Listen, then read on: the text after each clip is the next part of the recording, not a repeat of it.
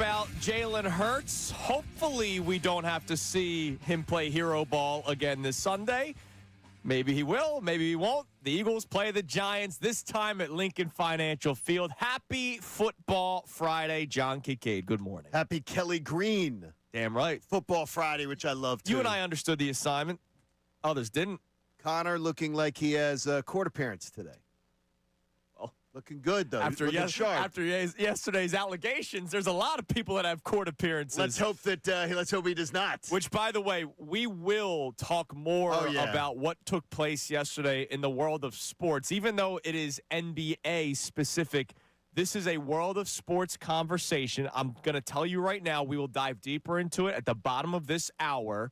And, we're going to start off with the Eagles, the Football Friday. But I'm going to say right out of the gate, are you going to start watching sports a little bit differently moving forward? You can start texting in those answers now or calling in at 610-632-0975. But let's start with the Eagles here, Johnny. It's a Football Friday. Eagles looking to win their second straight game after beating the Vikings last week, and they're looking for revenge after getting pantsed by the New York Giants 2 Thursdays ago. We know how much that day sucked. It was the day of the Orion Kirkering errant throw and the Phillies getting eliminated. Like, I need that day to be. I'm looking at that one different now, too. I need that day to just go away. Oh, God. Well, I need that day to go away from my brain. Yesterday, 2 days ago, you were talking about the mind wipe? The mind wipe from Men in Black for Joel Embiid. By the way, it seems to have worked so far. I need that Thursday to go away from my memory banks because it sucked. All right. We know what happened last week. The Eagles' offense, the passing offense, was at its best, better than it had been all season long. Now, look, there was debates about broken down plays, how much of it was Jalen Hurts, how much of it was the offensive coordinator. Well, here the thing is, though, people were debating it, but there was no debate. It's legit broken down plays accounted for around 70% of the passing offense. Right. There's no debating that.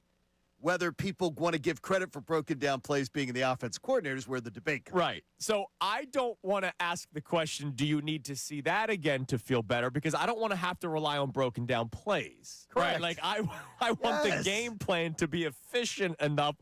Yeah, broken down plays happen over the course of a game, but I don't want the 70% of the offense or some of the biggest moments in the game being because of broken down plays. I want the Devontae Smith play to be more of the norm, where it was a called play, even though Devontae Smith had to yell for it. It was a called play by the offensive coordinator that led to a touchdown. I would prefer more of that than relying on broken down plays in schoolyard football. When Tony Dungy's telling Maria Taylor that Jalen Hurts is playing street ball, and for someone who is so under control that Jalen Hurts having to play street ball, that's not his game. Right. That's not his game. Now, he was spectacular. He was great at it. No, it was great. It was wonderful, wasn't it? But you don't want to rely on that all the time. No. So our question when it comes to the Eagles to start, do you need to see the Eagles offense kind of build off of what they did last week? Or are you going to say to yourself, well, I know it's there. I know they can do it. It was much like last year.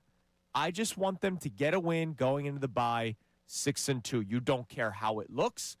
A lot of injury stuff that we'll get into later on in the show. Do you need to see the Eagles offense put up a certain product this Sunday, or are you just happy with a win going into the bye week, John Kincade? I don't want to do the fence thing because honestly, 6-2. If I leave the link on Sunday afternoon and I'm driving home on 95 and I'm saying, you know what? They're 6-2. They're heading into the bye week. Got a chance to get healthy. I'm feeling great about them. But I want to feel great about the performance I see on Sunday because it's the Giants. Yeah. If it was, if they're playing the Lions or the Packers or something like that, I'd put more on it saying, just win in advance. Like Denver scored 30 points in the fourth quarter against the Giants last week. Like, let's face it. It's what happened. It's what happened the last time they played the Giants that matters so much to me that they answer it, and it's one of the things that Connor has spoken to this week.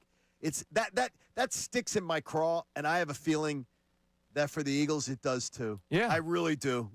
They're a prideful bunch, especially that what the conversation pieces were following that loss, right? Like the loss to the Broncos, it sucked. It was the first one in almost a calendar year, right? Like it was a bummer, but that one against the Giants was wow. And if anything, the Eagles were lucky that the Phillies imploded the way that they did, because that kind of took away from a lot of the reaction on Friday. But the following week, a lot of the 2023 discussions were happening because of players in the locker room, not because of just, hey, are you starting to feel like it's 2023? No, there was stuff being reported from the Eagles locker room that it was feeling that way, and they were trying to get away from it. And fortunately, they had the win against the Minnesota Vikings. So for you at 610-632-0975, are you just saying, hey, give me a win? Or do you need to see the product a certain way? Look, a win is a win. I understand that. But to your point, John, I'm with you. Like, I can't see what I saw again last week be the norm. Like, it's relying on broken down plays.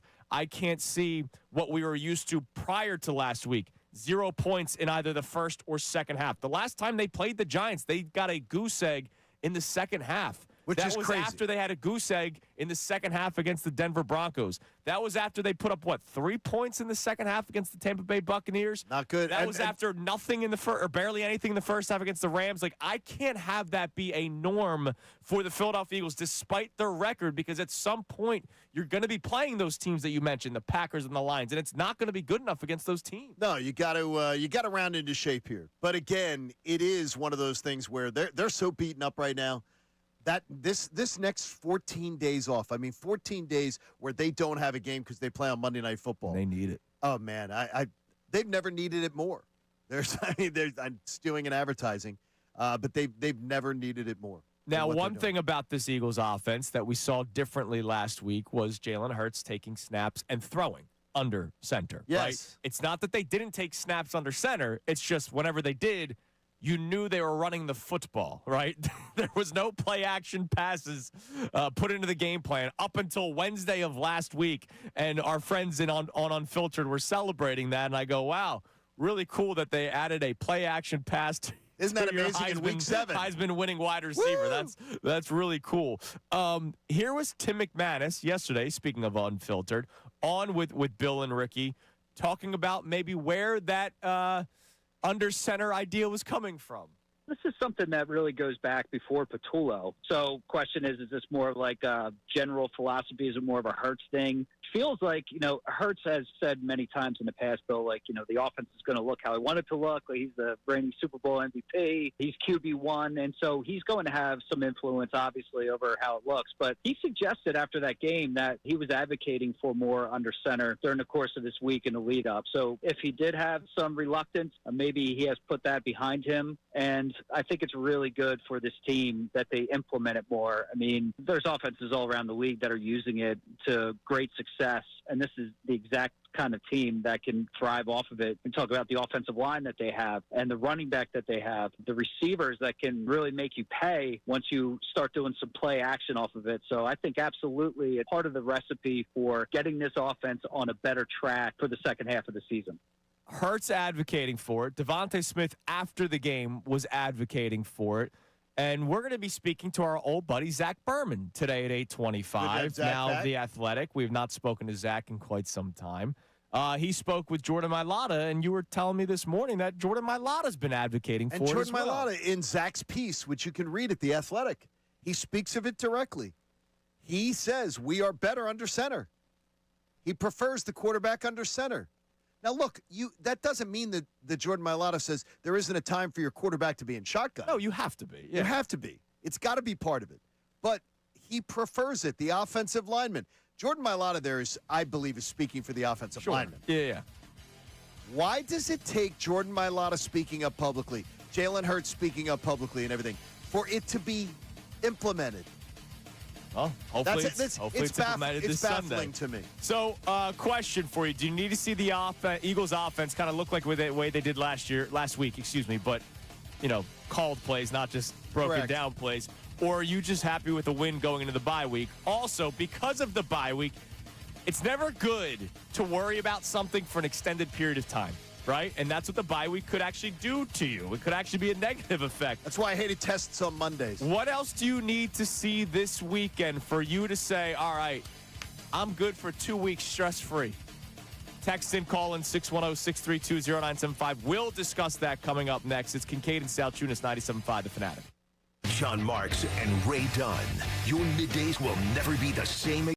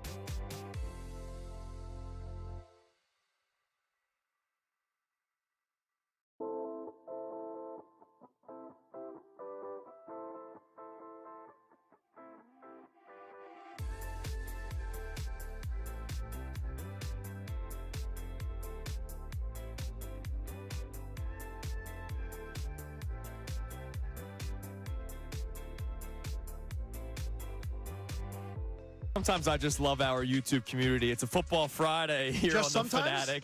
Brought to us by Norristown Chrysler Dodge Jeep Ram. Driving to great deals at the fall sales event at Norristown Chrysler Dodge Jeep Ram and get wicked good deals all month long on a Chrysler Dodge Jeep or Ram. Visit NorristownChryslerDodge.com. Last week was the first football game that I ever watched in my life, John. And I believe it was maybe your second. It was? 24. Have you been listening to Bill Colarulo? 24 CCAZ on our YouTube chat. Okay, yeah. There you go. Advocating for a play means squat.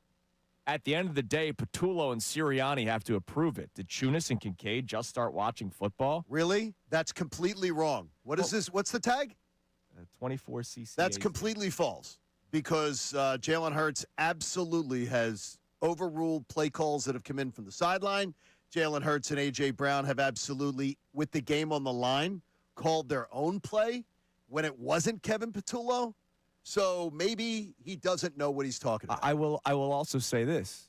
Even if it does need to be approved, It's not approved. Which most of the times I get. Most of the times. But I get what he's saying. But here's the deal.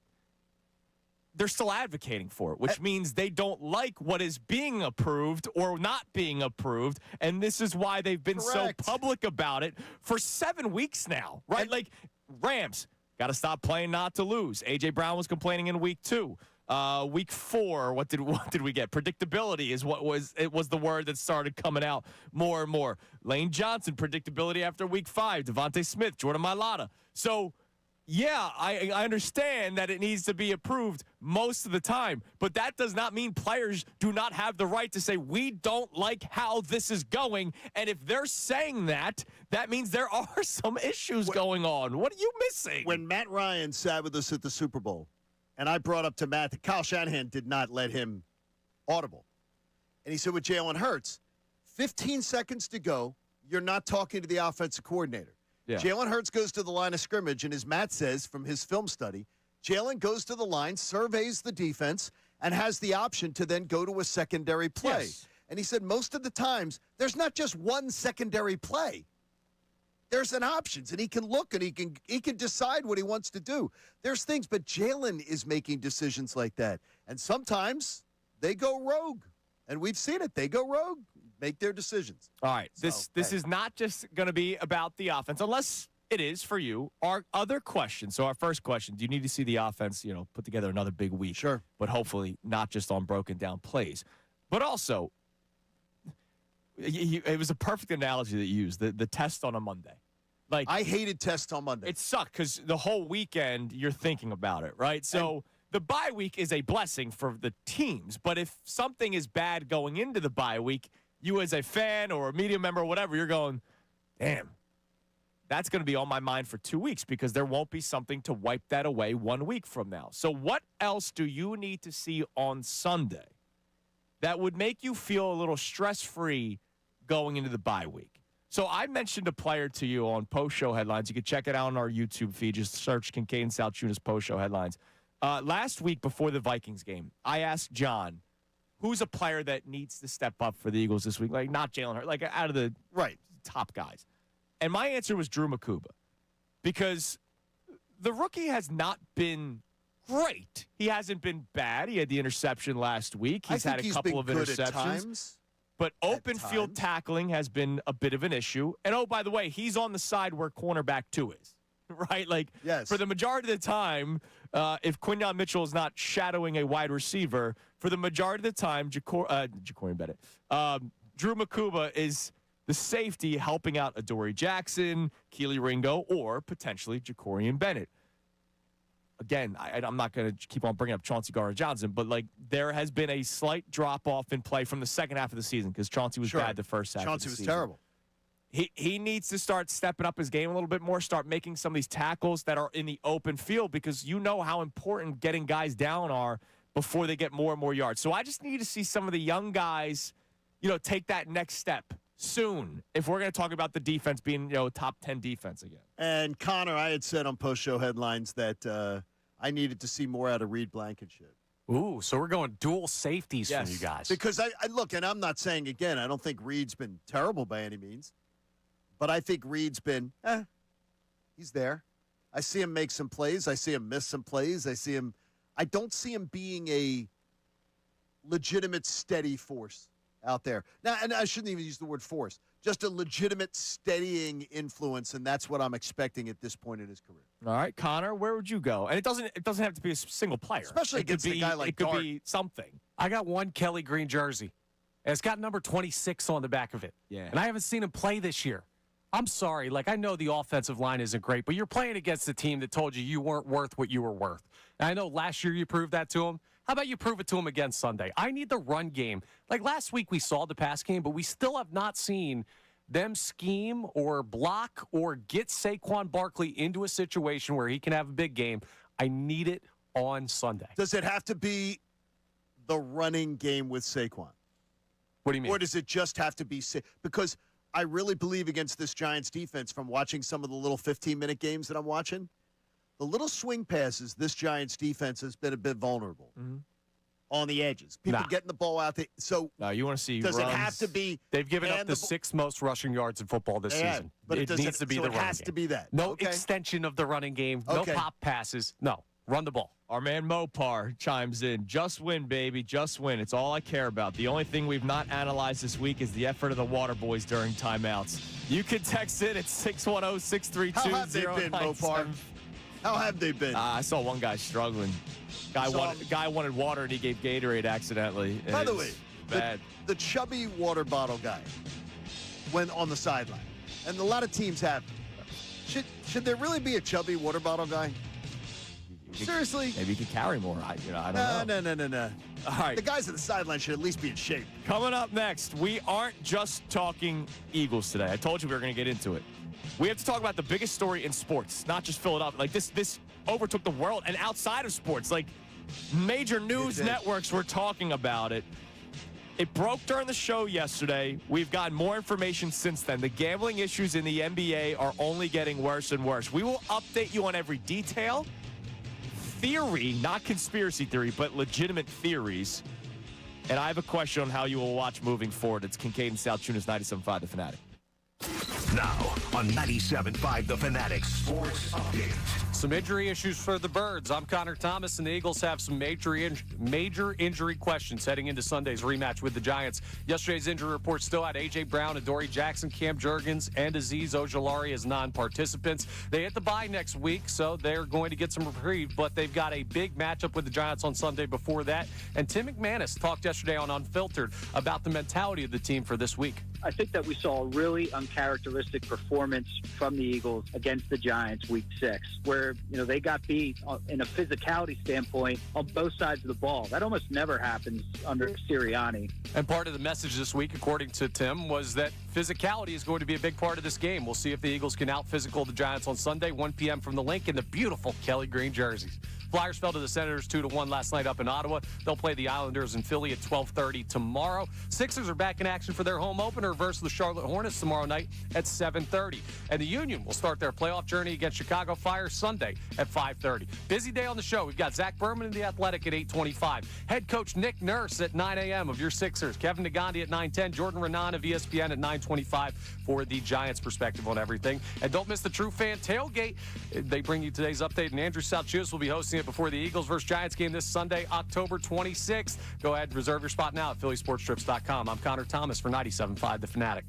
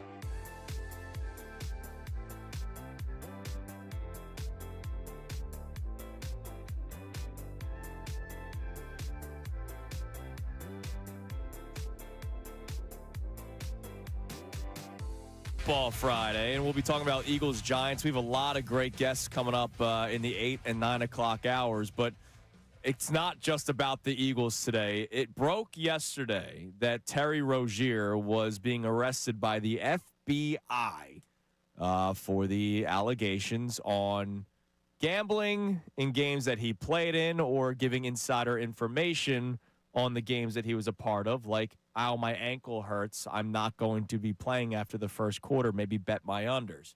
That came out during the show.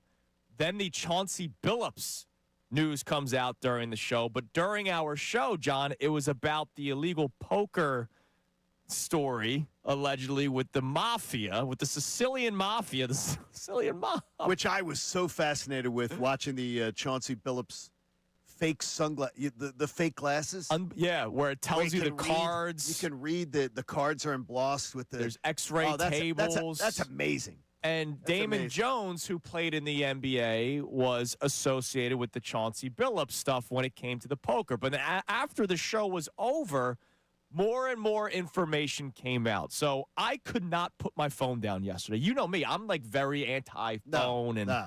But like I was amazed by the information that was coming out yesterday. So some details and some theories to give you. And, of course, our question at 610-632-0975, non-Eagles related question. Even though this was an NBA story, this spans all sports. Sure it does. Will you now watch sports with all of this on your mind moving forward? How many times have you had a conversation with a buddy, a caller, a host, a co-host, whatever, talking about, and sometimes I think the leagues are rigged. Dude, I went to O'Hara. Right.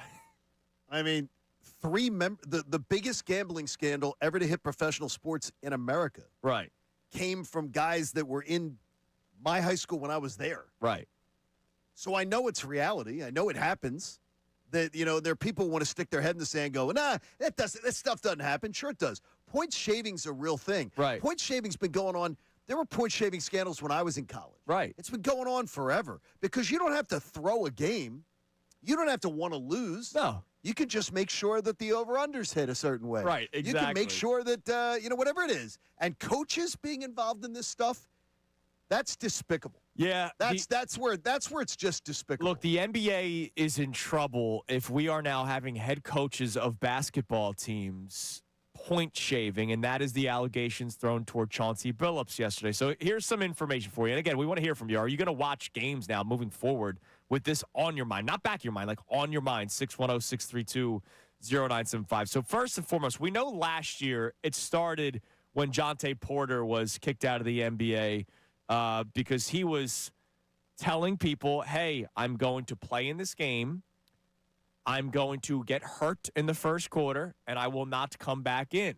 And so bet my unders, allegedly. And we found out yesterday that these ties with the mob, with the Italian mafia, that Jonte Porter was actually being threatened because he already had some debts of his own. And so the mafia was involved with what Jonte Porter was doing in the past, and, of course, last year getting kicked out of the NBA. Terry Rozier.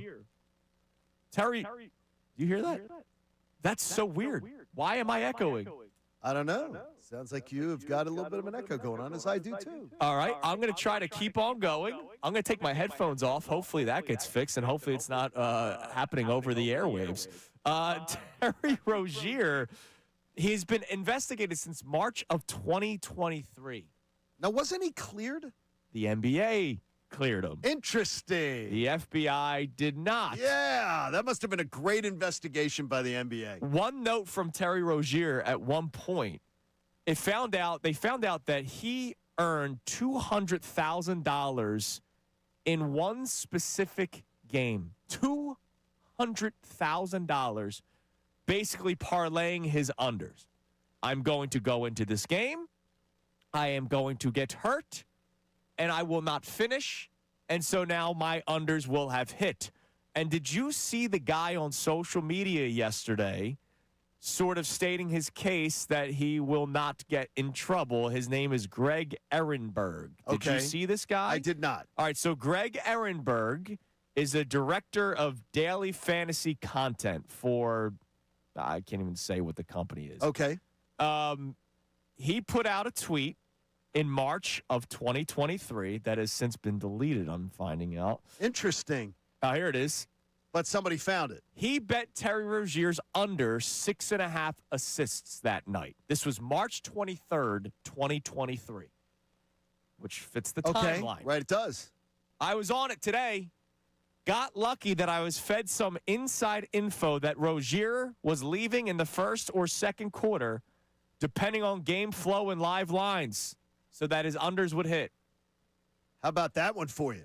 Like, that's insane. I got fed insider information. Well, first off, who's saying that? Like why in the world would you say it if you had the inside information? Dude, because he probably didn't get it from Terry Rozier himself. He probably thought, all right, I got it from a trainer that he's been dealing with something. Yes. He's going to try to play through it. They might take him out early, right?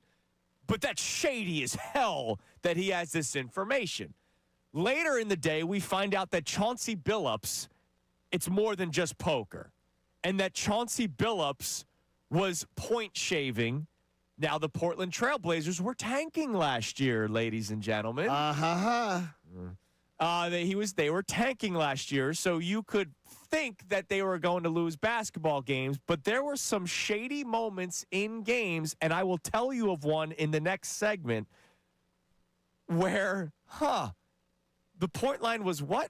And you decided to do what in the closing seconds of the game that no team would ever do? So now Chauncey Billups, even though his name was not mentioned in the case, it was a player that played during his time, and he was a part of the coaching staff of the Portland Trailblazers, and now he's on the commissioner's exempt list. So let's face it, most likely, allegedly, Chauncey Billups. Well, let me give you this, too. Just for your mind about how are you going to watch games and say to yourself, and I teased Connor with this earlier, tens of millions of dollars changed hands. Tens of millions. On the Dodgers money line in Game 4 and the Dodgers winning the series over the Phillies on the outcome of one play. Now, I'm just saying to you, will you say how people watch games differently? Sure. Orion Kirkering does something that nobody in a million years would ever do. I don't believe for a second that Orion Kirkering did something I don't wrong. either. But when you're saying, how are people going to look at things? Tens of millions of dollars changed hands because of that one play. Yeah. And if somebody says, wow, that's shady, so it's fair game. Coming up next, Brian Windhorst spoke about the NBA knowing but not finding enough information on Terry Rozier. I will tell you what one member of the Sports Hub in Boston, our sister station in Boston, he reposted a video of his from March of this past year. And also Damon Jones and some insider information he may have gotten. And he's another guy that was arrested yesterday. It's Kincade Salciunas, 97.5, The Fanatic. Whether you're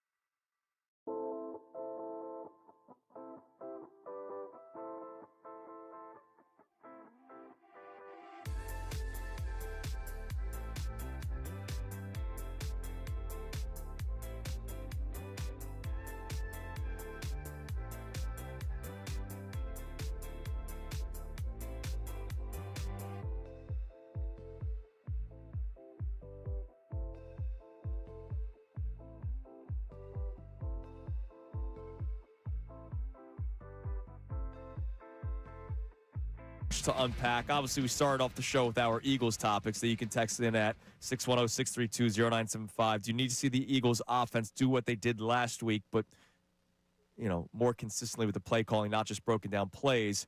Or do you just want to see them get a win going into the bye week being 6-2?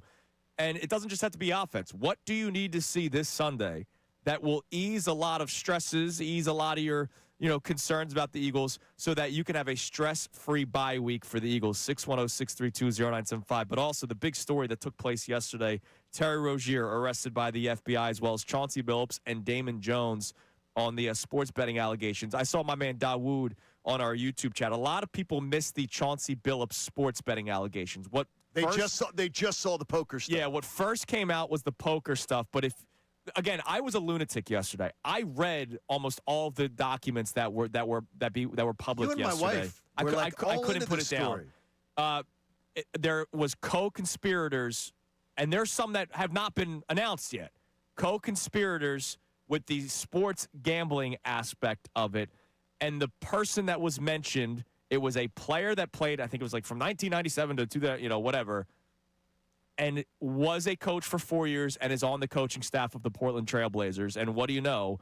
Chauncey Billups arrested yesterday. So you can kind of put 2 and 2 together. Now, you're not incredibly tech savvy. No. I'm not either. Connor, what do you consider yourself? Mid-level, I guess. Mid-level? I don't Okay. know. Did you know? I did not know that if you delete your texts and if you even throw away your phone or destroy your phone, that the FBI and the feds can still get texts. Oh, yeah, I know that. I swear to you. I swear to you. Everything's there's a That's the database. cloud. That's the cloud. No, but I did not know that they had every single dude. text that you ever sent, that Gotta they can look go out back for the and see cloud. every single I text. think your phone carrier, I have AT&T, they have it. But I didn't. Everything's out there. No, I swear to you, I did not know that they can go, oh, you sent a text in 2018? We can get that. Oh, yeah. They can figure it out. We can subpoena that. Yeah. That's amazing to me. So here was Brian Windhorst. Watch those group texts, guys. Brian Windhorst yesterday on the Rich Eisen show talking about the Terry Rozier situation. Again, Terry Rozier was being investigated in March of 2023, and then the NBA said, we didn't find anything. And no, nothing to see here. Move on. The FBI said, nah, we found something. And Adam Silver had to say, well, the FBI has more at their disposal than we do. This was Brian Windhorst yesterday. The NBA at some point is going to have to explain why Terry Rozier was allowed to keep playing. And I just want to point something out. The sports books caught the irregular betting on Terry Rozier the day it happened, the morning it happened, when all of a sudden there was hundreds of thousands of dollars coming in on Terry Rozier unders for a relatively meaningless game in March involving the Charlotte Hornets. The sports books caught it. They told the NBA right away. And guess what? The NBA, Rozier didn't play the rest of the season. And he had faked the injury, so it wasn't because of the injury. The NBA pulled him. They pulled Jonte Porter, too. They flagged Jonte Porter and pulled Jonte Porter. The NBA's measures, their protection measures, the sports books protection measures, triggered this. They caught it. Yeah. And they faked, the NBA faked an injury. They literally were like, you're not allowed to play, but we're just going to say you're injured. Yeah. That, to me, I'm going to tell you, Adam Silver should resign today. Absolutely. He should resign today. It should be done. You can't let that happen. Because he let that corruption and then go he's got his, we're working hard on saving the integrity of the game. No, you're not. You're part of the reason why the integrity is tarnished. You're out there. You're literally covering something up. Adam Silver should resign today. So Joe Murray is a host at 98.5 The Sports Hub in Boston. Good dude, too. All right. So he posted a video yesterday on his Twitter account. This was from March of last year. Or of this year, sorry. March 5th, 2025. Okay. He took the Celtics, or the opponent that the Celtics were playing. The Celtics were 9.5-point favorites in this game. All right. And on his show that morning or that afternoon, he's saying, hey, I don't think the Celtics. He does middays. I don't think the Celtics cover the 9.5. I'm taking the opposition plus 9.5. Okay. All right. Found the box score of said game. Boston was winning 126-118. So that's an 8-point lead. 8-point lead. All right. The line was 9.5. Boston gets a rebound with 10 seconds left. And the opposing team fouls. With 12 seconds left, the opposing team waits 6 seconds and fouls Boston. They weren't in the penalty yet. 6 seconds left. You're down 8. You're down 8. You're not usually they're playing the song. Yeah.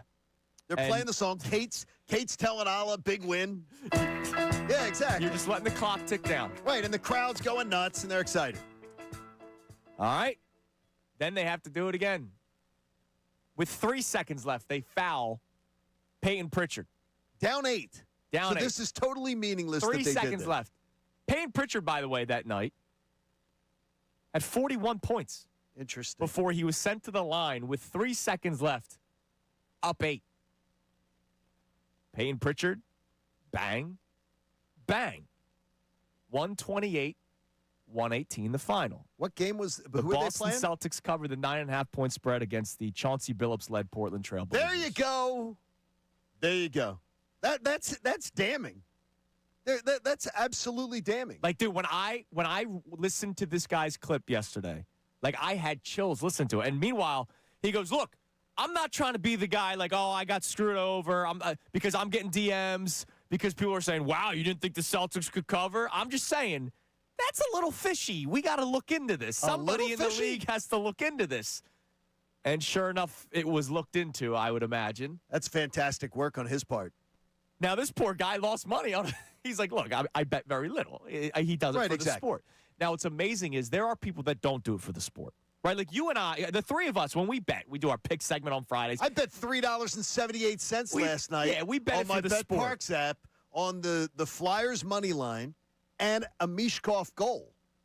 You know, I was going to cash in. I wasn't even coming in this morning. There are people that do it for a living, though. Like, they bet for a living. It's their jobs, it's their income, and their secondary income is usually a podcast or a show talking about their picks, right? Exactly. So this guy, Wiz K, was somebody that had been tweeting out since 2023 stuff about Terry Rozier and last year about Chauncey Billups. Really? So this guy's saying stuff. On April 4th of 2025, Chauncey Billups called a timeout to take Denny Avdija out of the game, who had 37 points. Portland was down 5 after he hit 2 free throws. 37 points, 5 minutes left in the game, down 5. He took him out and never put him back in. And in his tweet on April 4th, he said, "You will never convince me that some of these teams don't blatantly lose on purpose." Or point shed. Right. A little point shaving going on. There's the absolute. That's really bad, though. Now, the scariest thing for the NBA, hold off on the music for a second, Connor, and then we'll get next segment. We're checking our text line heavy, and we'll give you the Eagles injury update. Something to really keep a close eye on. So the Damon Jones incident. Damon Jones was a part of Chauncey Billups and the poker scandal. Poker. But like you said, John, you can find text messages from whenever. Yeah, I didn't realize. So Damon Jones was a teammate of LeBron James and was also on the Cleveland Cavaliers coaching staff with LeBron because they were really tight. So it was almost like, yo, give my guy, give my guy a job. What's up, buddy? On the coaching staff. He's not the head coach. Well, LeBron does that for his son, so he might as well do it for other people. Sure. So Damon Jones, a couple years ago, texted a lot of his buddies. I have insider information that a key player for the Lakers will not be playing tonight. They were playing the Milwaukee Bucks, and the Lakers were the favorite. This was years ago. But Giannis was on the Bucks. The Bucks were a good basketball team, right? Correct. The Lakers were the favorite that night. There was nobody on the injury report. And then all of a sudden, LeBron James was on the injury report. Interesting. I wonder where he got the information. Allegedly. No. You didn't allege anything. I asked the question. No. Wonder where he got the information from. So who would know that information? Damon Jones, very tight with somebody that played for the Los Angeles Lakers. Yeah. That was not on the injury report, and then all of a sudden it popped up that he was on the injury report. Interesting. Could that have just been, hey, how you feeling? Oh no, that could be. Could have been. Though. That and could then be. he says, hey guys, I heard this.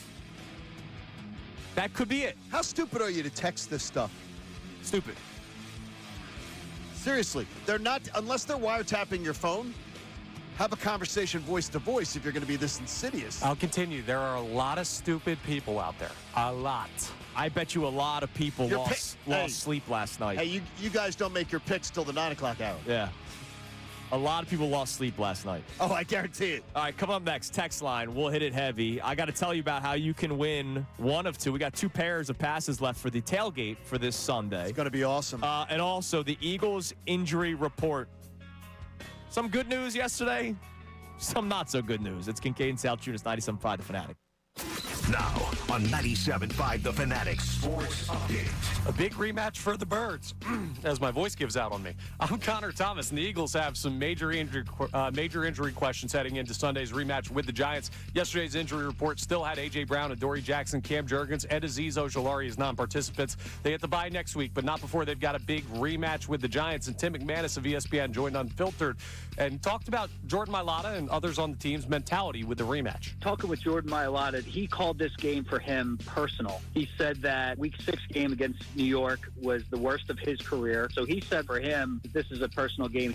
We'll see if the Eagles can exact their revenge against the Giants on Sunday, 1 p.m. from the Link. Kelly Green game, folks. Flyers fell to the Senators 2-1 last night up in Ottawa. They'll play the Islanders tomorrow at 12:30 back in Philly. Sixers are back in action for their home opener versus Charlotte tomorrow night at 7:30. Union start their playoff journey against Chicago Fire Sunday at 5:30. We'll talk to Zach Berman, The Athletic, at 8:25 for the latest on the Birds. Nick Nurse, head coach of the Sixers, joins us at 9 a.m. Kevin Nagandi of ESPN at 9:10. And Jordan Renan of ESPN for the Giants' perspective on the matchup joins us at 9:25. This update's brought to you by Positive Coaching Alliance.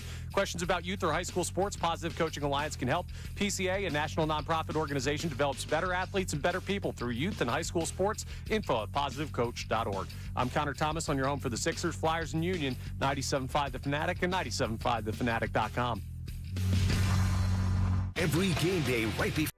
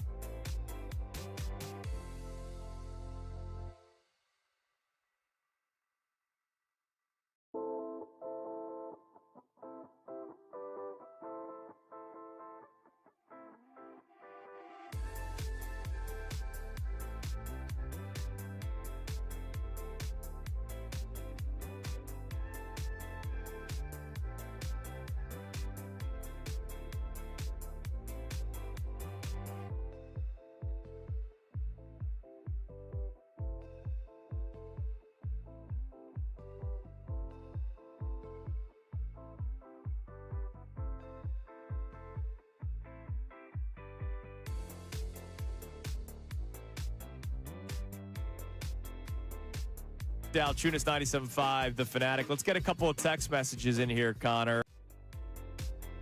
Ball Friday. What do you need to see this Sunday's game against the Giants? Some of you might say just a win, right? Go into the bye week, get healthy. You're 6-2. That's great. But is there something specific that you want to see during the game that might put some of your concerns at ease? And obviously the biggest talking point has been the offense. The defense has not necessarily been great the last couple of weeks. They've been leaking a little oil recently. So they certainly haven't been playing to the level that you expect them to play. Absolutely. So what do you need to see Sunday so that during the bye week you're like, oh, man, all right, stress-free bye week. Can't wait for them to come back against the Green Bay Packers. Also, will you be watching sports differently after what took place yesterday in the NBA? Because let's face it, this is not just a basketball thing. I mean, Isaiah Rodgers, former Eagle, was suspended for it. Calvin Ridley, now he was injured. Now they were betting. They were betting on different stuff. They were betting on college football and things like that in the facilities. No, that was Jameson Williams. Calvin Ridley, because he was injured. He bet on, who was he playing with at the time? He was playing Atlanta. Atlanta. Yeah, but he was betting on the Falcons. Yeah, but and all positive on his app, going bet him to win. But he wasn't betting props. No, exactly. But you have information because you're in house. So, are you going to watch sports with this on your mind, like moving forward? 610-632-0975. Yeah, I kind of. Connor, do you already? I mean, do you guys already? Especially the props. Like I never thought of the first pitch of an inning ball thing until Emmanuel Clase, the story that came out this year. In case you guys forget, Emmanuel Clase is being investigated, closer for the Guardians. Yep. Because you could bet, will the first pitch of the inning be a ball or a strike? Will the first pitch of an inning be 90 miles an hour, 95? Like, I saw Aaron Nola prop bets before his start against the Dodgers. What will his fastest fastball be, or fastest pitch be? Over, under, 92 Which is and a half. crazy. A guy could rear back and just let one loose, even if it's nowhere near the zone, and overthrow it. And so these little things, if a pitch is 10 feet outside, I go, how did that happen? 20 years ago, maybe not. But now that you can bet specifically ball or strike first pitch of the inning, like that's fishy. So what are the people saying on the text line as you're listening to 97.5 The Fanatic, WPEN HD1 Burlington, Philadelphia, A. Beasley, Media Group Station, broadcasting live from the Comcast Business Studio, powering possibility. We got a lot of people checking in on the Eagles today, and John from Clinton, New Jersey says, guys, I need the Eagles to look good and slap the Giants around. I paid good money for my son and I to go to that crap stadium to watch a crap game. They owe me one. Dude, that's the worst. Like, going on the road, too. So my dad and I, in 2004, we made the drive to Pittsburgh. And that's not some quick drive, right? Like, I know it's like one highway. It's a great drive. But that's a long ride. And we went to that Eagles-Steelers game when they lost 34-3. Boy, that's ugly. Like, that sucks. You're making the drive. You paid money. MetLife a little bit closer than Pittsburgh, but then you're making that entire long drive home. And I still remember my dad said, you can't complain at school tomorrow. You can't complain when it's time to wake up. No, got to get up. Yeah, we didn't get home till like 11 o'clock at night. Sucked. What else we got? Joe the Cynic checks in, says, I need good tackling against the run and the offense clicking, so it's a relaxing fourth quarter. I think it happens. Yeah, look, Scatterbo had his way with the Eagles defense last time, that Thursday night, especially in the second half. He just ran all over them. They didn't look, again, the words are careful. Right. They did not look like they wanted to any part of him. And that's embarrassing, and I can't say that I've ever seen that much under this Vic Fangio defense. They have a statement to make this weekend. They better get out there, and they better show They up. absolutely do. All right. What else? Give us one more, and then we'll go through the Eagles injury report. Some good, some not so good. Maria in Doylestown checks in on the NBA and the betting stuff and says, I'm going to look at a team more suspiciously in the NBA if they're tanking after yesterday. I'm concerned about the NBA, and there's going to be a lot of skepticism about them now. See, this is what's crazy. Like, I just now, though, I'm a little surprised at the tone of, now, with the NBA.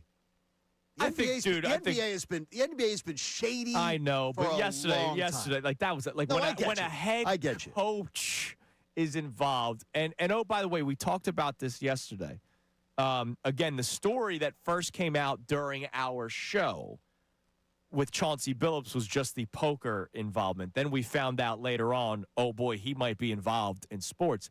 And that's he was crazy. inducted into the Pro Basketball Hall of Fame last year.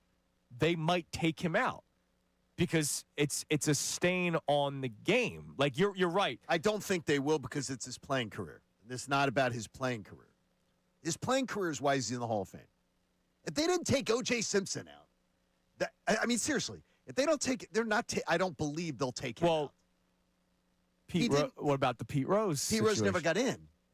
True. You're in. Yeah. You're in because of your playing career. You're not in because of what you did afterwards. I mean, the man went wayward. I don't understand how guys with hundreds of millions of dollars. A ton of money. Are you serious? Terry, Are you this Terry much Rozier, about? Terry Rozier made $160 million. You're a freaking loser. You are a loser. You're a loser in life. Like you can't. You have to go out and steal more money from people, or scam more money.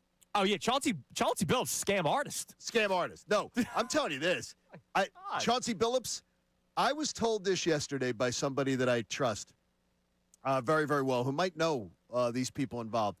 That questioned whether Chauncey is smart enough to engineer something like this himself. Right. I think he got strong-armed into doing it. But what led to the strong But, arm? no, well, like, or here's a way that you can make money. You're the guy who can pull the people in. Yeah. You're going to share in the profits, things like that. But a mastermind of an operation like this, I was told yesterday, Chauncey, no way. Crazy, man. So do I have to get rid of my old Chauncey Billups Detroit Pistons jersey that I had growing up? No, you should. Yeah, you should. You probably. I would. Or Nice jersey. Wear it though. at a sports book first. now you see that. Now you see those are going to be the things that happen. Oh, absolutely, dude. All right, so with the NBA ban Billups jerseys, and remember Aaron Hernandez?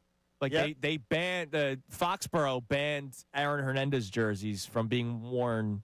Yes, to Patriots ordered games. them.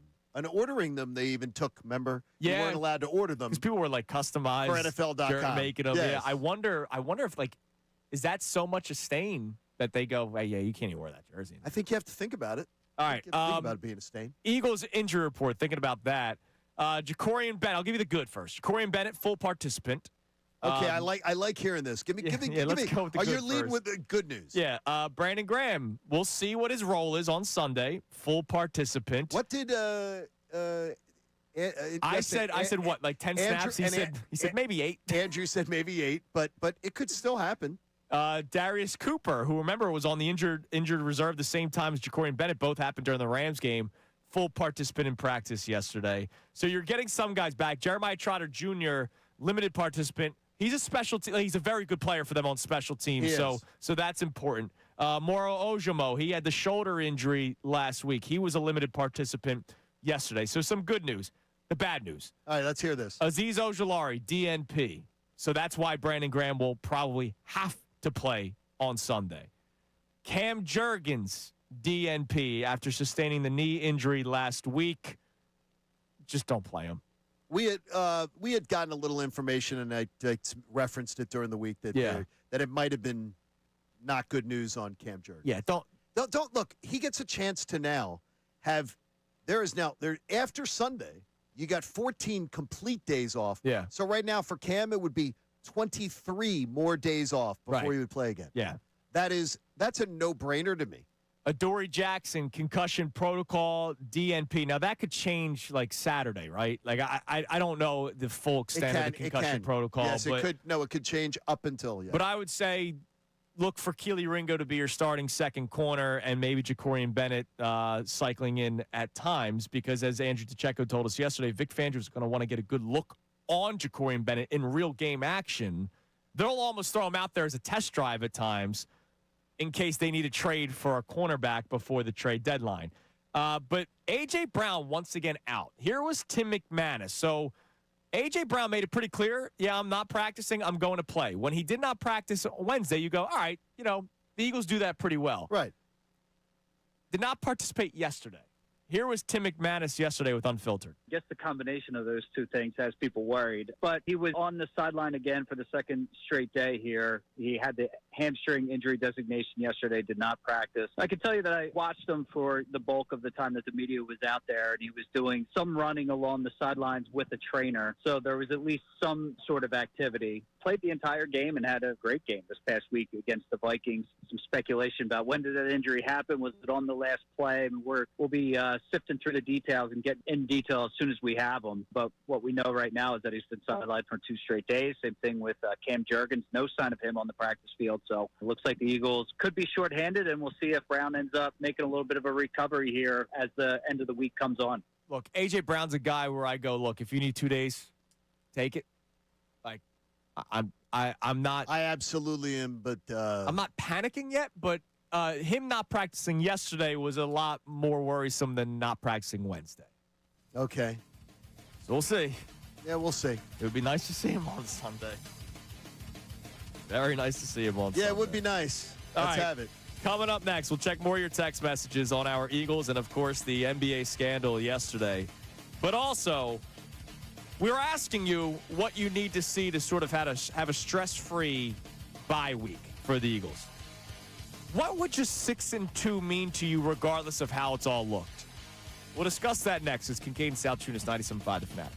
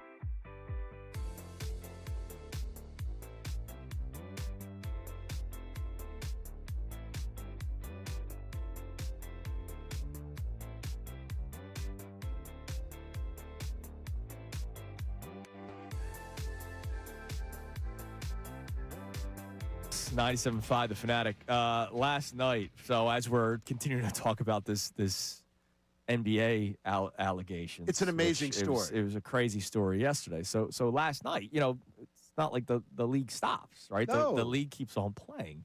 So last night, I don't know what the line was. All right, so I'm giving you very, very Sure you don't. Very Sure he doesn't, folks. low base information here. So last night, the Kings were playing the Suns in Phoenix. And Zach LaVine hit a contested shot that was a three-pointer. Was it at the buzzer? No, there was like 12 seconds left. Okay. He hits the three. Official called it a 2. Now, you can review it, right? Right, exactly. Nah. They didn't review it? They didn't review it. Oh, geez. Now, I don't know what the line was, but a 2 to a 3, that's a 1-point difference, which No, they should Great review it. could mean everything. And they should review depending it. on what the spread was. I don't know what the spread was in last night's Sacramento-Phoenix game. Sure he doesn't, folks. Two teams that I don't think many people have very high expectations for. So, it could have been a close one. Wow. Do you feel like you're going too far down the rabbit hole here? No, because not on that one. because somebody made the case of due to what took place yesterday, they have to be as buttoned up as possible. You can't be just negligent and don't like that. ignore it and say, because a lot of times you ignore, you just move forward, right? When we're talking about people's money, Yeah, you and can't. the allegations. You can't accept. By the way, you can't accept bets on things and then say we're not going to review something that can be reviewed just because it's late in the game. It doesn't matter. I mean, you can't do that because you're taking bets on the games. But you can. What? So now officials are supposed to be perfect? They're never going to be. They're never even going to be close. No, it's not about being perfect. There is a system in place that says if there is any kind of question about it, there is a system in place that can be reviewed. Yeah, look at the NFL. They screw up the system every week. You can find a game every single Sunday where a referee doesn't do what he's supposed to do by the letter of the law. You mean like the Chiefs-Lions game? Yeah. When Jared Goff caught the touchdown pass, Uh-huh. and then they reviewed it, and then they said illegal motion, and you can't review that. But But they still said it. They then threw the flag down, illegal motion, and there was a lot of money on Jared Goff to score the first touchdown of the game. Seriously. Today's kind of tinfoil cap, but after last night, it's kind of hard not to. By the way, I just looked it up. That Kings-Suns spread, Don't tell me. Suns won by 4. What was the spread? 4.5. Okay, now seriously, Connor. No, Connor, that can't be That's insane. on the day that it happens. That's insane. On the day that this happens. No, I'm not saying like you guys are crazy for thinking it. I'm saying the way you're talking. But one of our topics today is, But you will have you to- now think about That's- this stuff more You have to moving review. forward? That has to be reviewed. Like they can't. That's what I'm getting at. How will you guys ever watch sports the same way again? Like, are you gone? Because you sound like you're gone. No, dude, this freaking happened yesterday, and the FBI's involved. So yes, Right. I'm feeling it today. I'm gonna watch the Eagles game on Sunday and watch the game the way that I would normally watch. Right. If something completely shady happens, it's gonna be hard not to be like, wonder what that's all about. But no, I'm gonna continue to watch sports the way. If a guy throws a first pitch ball in an inning, I'm not gonna automatically assume he bet that he was gonna throw a ball. But if it's 10 feet outside, yeah, it's going to be hard not to think about that stuff. Okay, a post here. I mean, $48.7 million changed hands in the possession of the sports books, the legal sports books, when Orion Kirkering overthrew JT Realmuto. And look, it's not saying that he did anything crooked because I don't believe that for a second. Yeah. But people will say, hey, that's suspicious when that kind of stuff is. How about the hold on James Bradbury that swung a Super Bowl? Right. A call that wasn't made all game long, and then at that point, they decide to make that call. In the Super Bowl, think of the money that is on the line there. And we took calls about that. Yeah. We absolutely took calls about people going, that's suspicious as hell.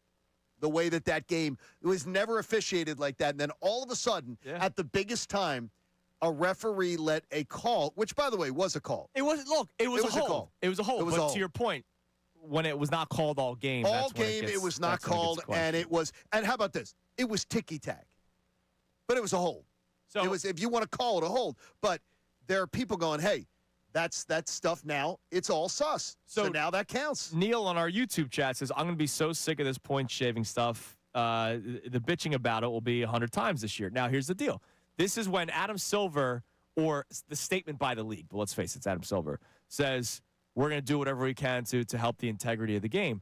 But he doesn't. When you kind of ignored the Terry Rozier stuff and said, oh, no, he's just hurt, that's why he's not playing, that goes against trying to protect the integrity of the game. He obviously didn't care. I'm telling you, and I'm very serious, he should resign.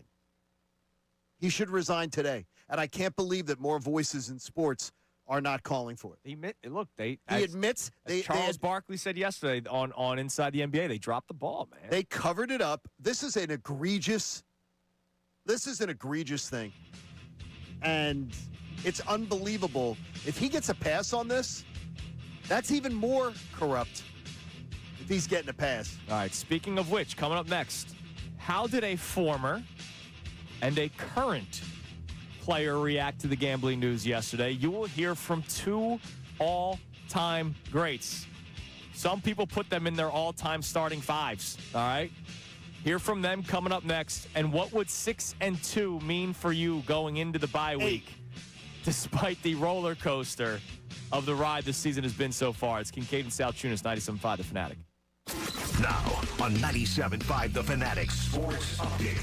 Eagles needing to get healthy. I'm Connor Thomas, and the Eagles have some big injury questions heading into Sunday's rematch with the Giants. Yesterday's injury report still had A.J. Brown, Adoree Jackson, Cam Jurgens, and Azeez Ojulari as non-participants. They'll get to the bye next week, but not before they have a rematch with the Giants, who Tim McManus talked about on Unfiltered, out-physicaled them last time they met up. I think that we saw a really uncharacteristic performance from the Eagles against the Giants week 6, where, they got beat in a physicality standpoint on both sides of the ball. That almost never happens under Sirianni. We'll see if the Eagles can change that and beat up on the Giants a little bit this time around. Sunday, 1 p.m. from the Link. It's a Kelly Green game, folks. The Flyers fell to the Senators 2-1 last night up in Ottawa. They'll play the Islanders in Philly at 12:30 p.m. tomorrow. Sixers are back in action for the home opener versus Charlotte tomorrow night at 7:30. So you got a South Philly doubleheader on Saturday.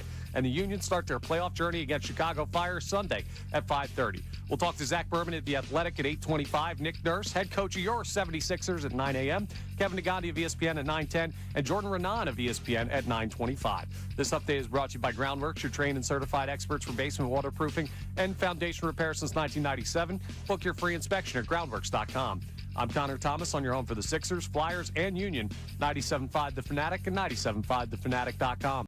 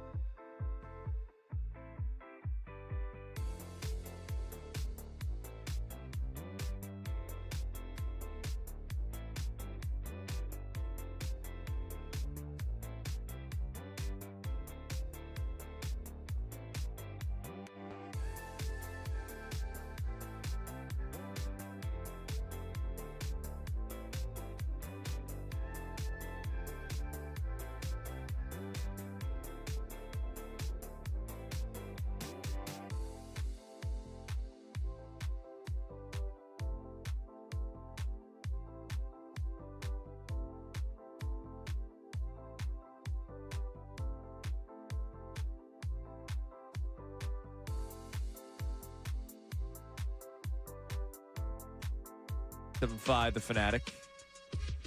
What would 6-2 mean for you? Football Fridays on the Fanatic, presented to us by Norristown Chrysler Dodge Jeep and Ram. Driving to great deals at the fall sales event at Norristown Chrysler Dodge Jeep and Ram. And get wicked good deals all month long on a Chrysler Dodge Jeep or Ram. Visit NorristownChryslerDodge.com. So it's been a roller coaster ride for the Eagles so far this season. There's been drama created by some players in-house. It's unbelievable. There's been anonymous sources. There's been full breakdowns by people that cover the league inside and out about the offense. Players have talked about the predictability of the offense.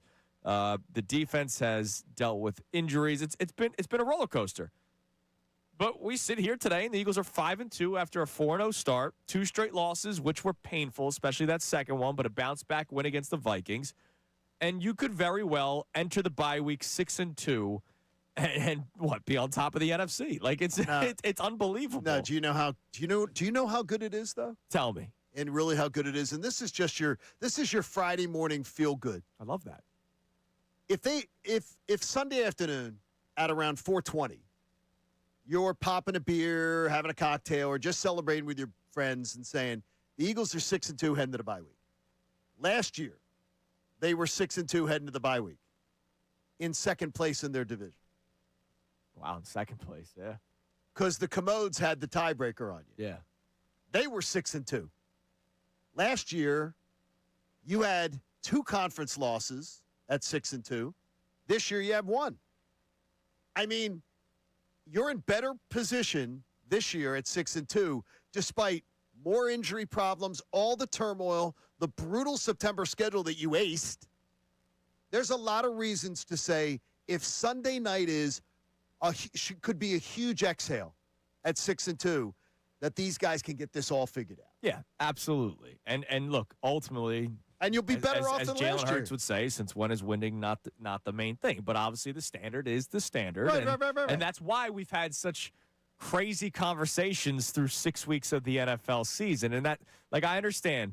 Our man Mopar always points out, winning is all that matters, and when we get to the end of the season is when I'll evaluate things. Well, no, evaluating in real time is important because you know what? That's what the coaching staff is doing, right? That's what the players are doing. And, Sports Talk Radio, we're on every single day for 4 hours. So Mopar wakes up in the morning and goes, boy, it's a beautiful day today. But you know what? I'm going to evaluate the weather for this summer after when we get to Labor Day. I'll have an opinion on the summer weather. No, you react to what's going on today. In life. See, here's the thing. Mopar's a fan, and fans fans have the luxury to have a longer-term view than people who do 4 hours of sports talk every day. Right. Look, correct. I mean, that's not part of our job. If you're not doing it for a job, you can absolutely live your life that way. Yeah, that's absolutely. cool. You can do what you wish. You can't in our business. No, yeah. So just understand where we come from, folks, and we'll understand where you come from. All right, what do we got on the text line, Connor? And then I want to play some audio from 2 NBA legends, one current, one former. All right, so this texter says, and it's John in Huntington Valley, by the way. I hate when people put the names at the bottom because I have to read it last. Anyway, honestly, I got to work harder. Honestly, I just want to see the Birds take them down this weekend. But going into the bye week, I do believe it's important to have a true statement win, including getting Saquon sticking it to his former team and the defense punishing Scatterboo and Dart. Yeah, look, the Saquon thing, I get it. And, Connor, I know you said that that's what you need to see on Sunday to have a stress-free bye week. There is a chance, and I asked Checo this straight up yesterday. Like, there's still a chance that the Giants just load the box again.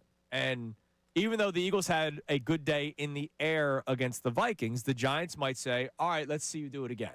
So we're going to stack the box. We don't want Saquon Barkley to beat us, and we're going to see if Jalen can beat us again. And maybe in the first half, Jalen does, and they go, all right, now we have to sort of change our approach. And considering what the Giants did to them last time, it's easy to say, oh, yeah, just run the ball, the run defense, those numbers you gave Connor. But the Eagles could do nothing against them. Right. Like, it's great that they have bad numbers, but they really didn't have any problem stopping the Eagles when they played them last. Yeah, but at some point I'm going to get stupid fan on everybody, and I'm going to say I watched that guy jump over a dude backwards last year. Yeah, Make it freaking happen. Look, it's not as good this year, and there's multiple reasons. A lot of reasons. I still stand by that the amount of touches. I'm not saying he's cooked, but one slow in the NFL, you lose a little bit of a step, that could be the difference in terms of hitting a hole versus not hitting a hole. There aren't many holes to hit, as we know from this year. What holes because of the offensive line play? I'm telling you, if you have NFL Plus and you go and you watch the video, yeah, you'll see where are the holes. Right. It's been It's terrible. As where are the Andrew, holes at? As Andrew DeCecco tells us, it's a collaborative effort. All right, and that's why part of the ground game's not working. All right, give us one more text message at 610-632-0975, and then we'll play Shaq on Inside the NBA last night on ESPN, which is crazy to say, but I love it. It is weird, isn't it? And Steph Curry had to talk about a post-game yesterday. What we got? This texter says, I need to see a complete game on Sunday. Talent-wise, these teams are not even comparable. I need to see dominance on both sides of the ball. 36-14 Birds. Are you a comparable or comparable guy? Depends. Yeah, it's how I'm I tend feeling. to be a comparable, but I understand the point. I like the point It's from how the I'm texter. feeling. Yeah, It's how you're feeling? Yeah. comparable is kind of conversation.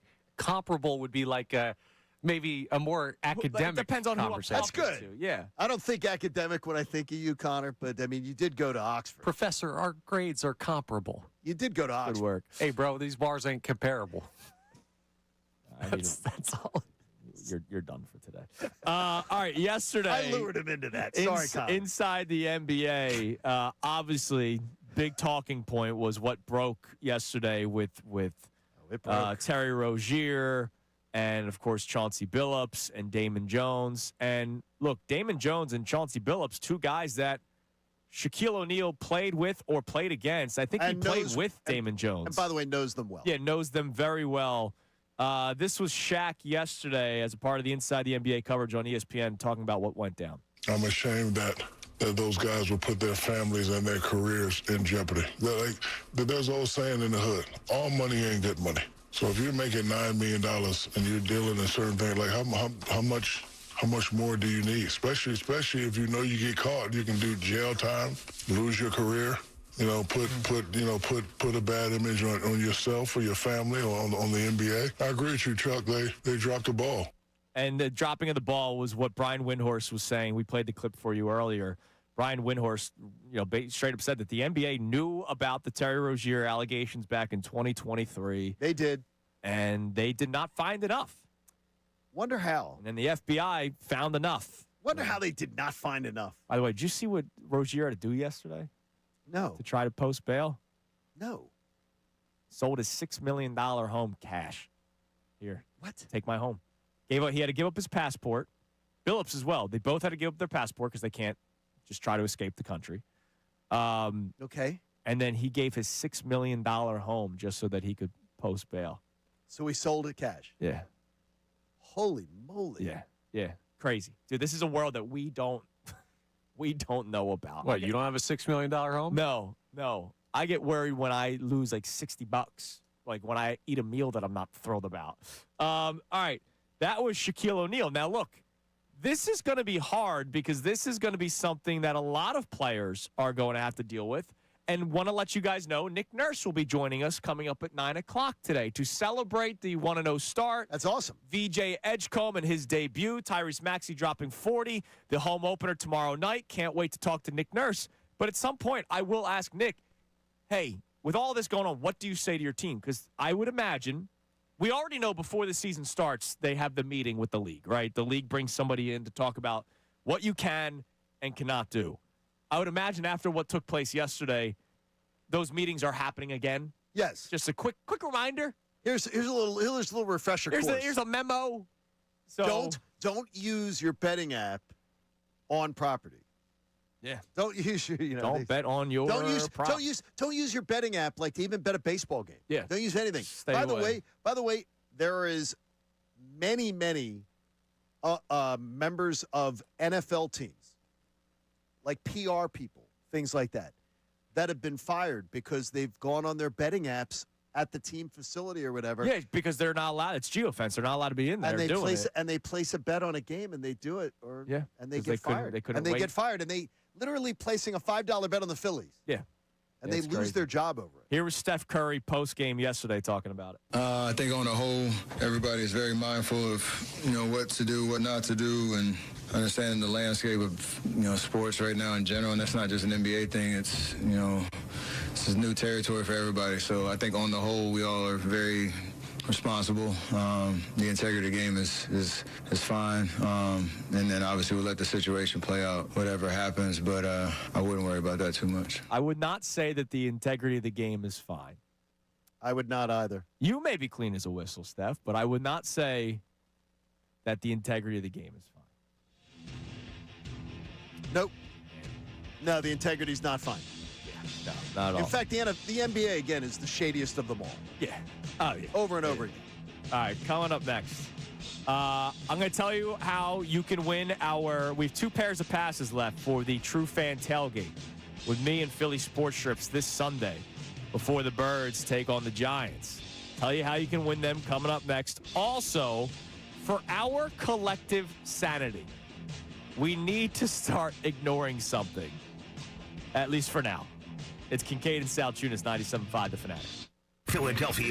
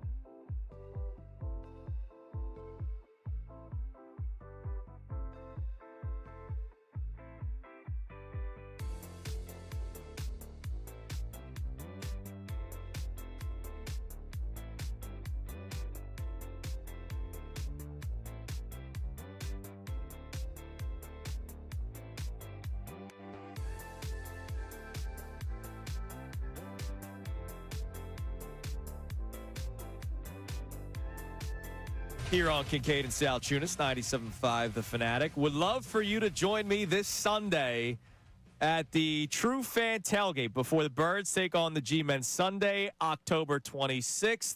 Of course, you guys know all about our love for Vince and the team at Philly Sports Strips.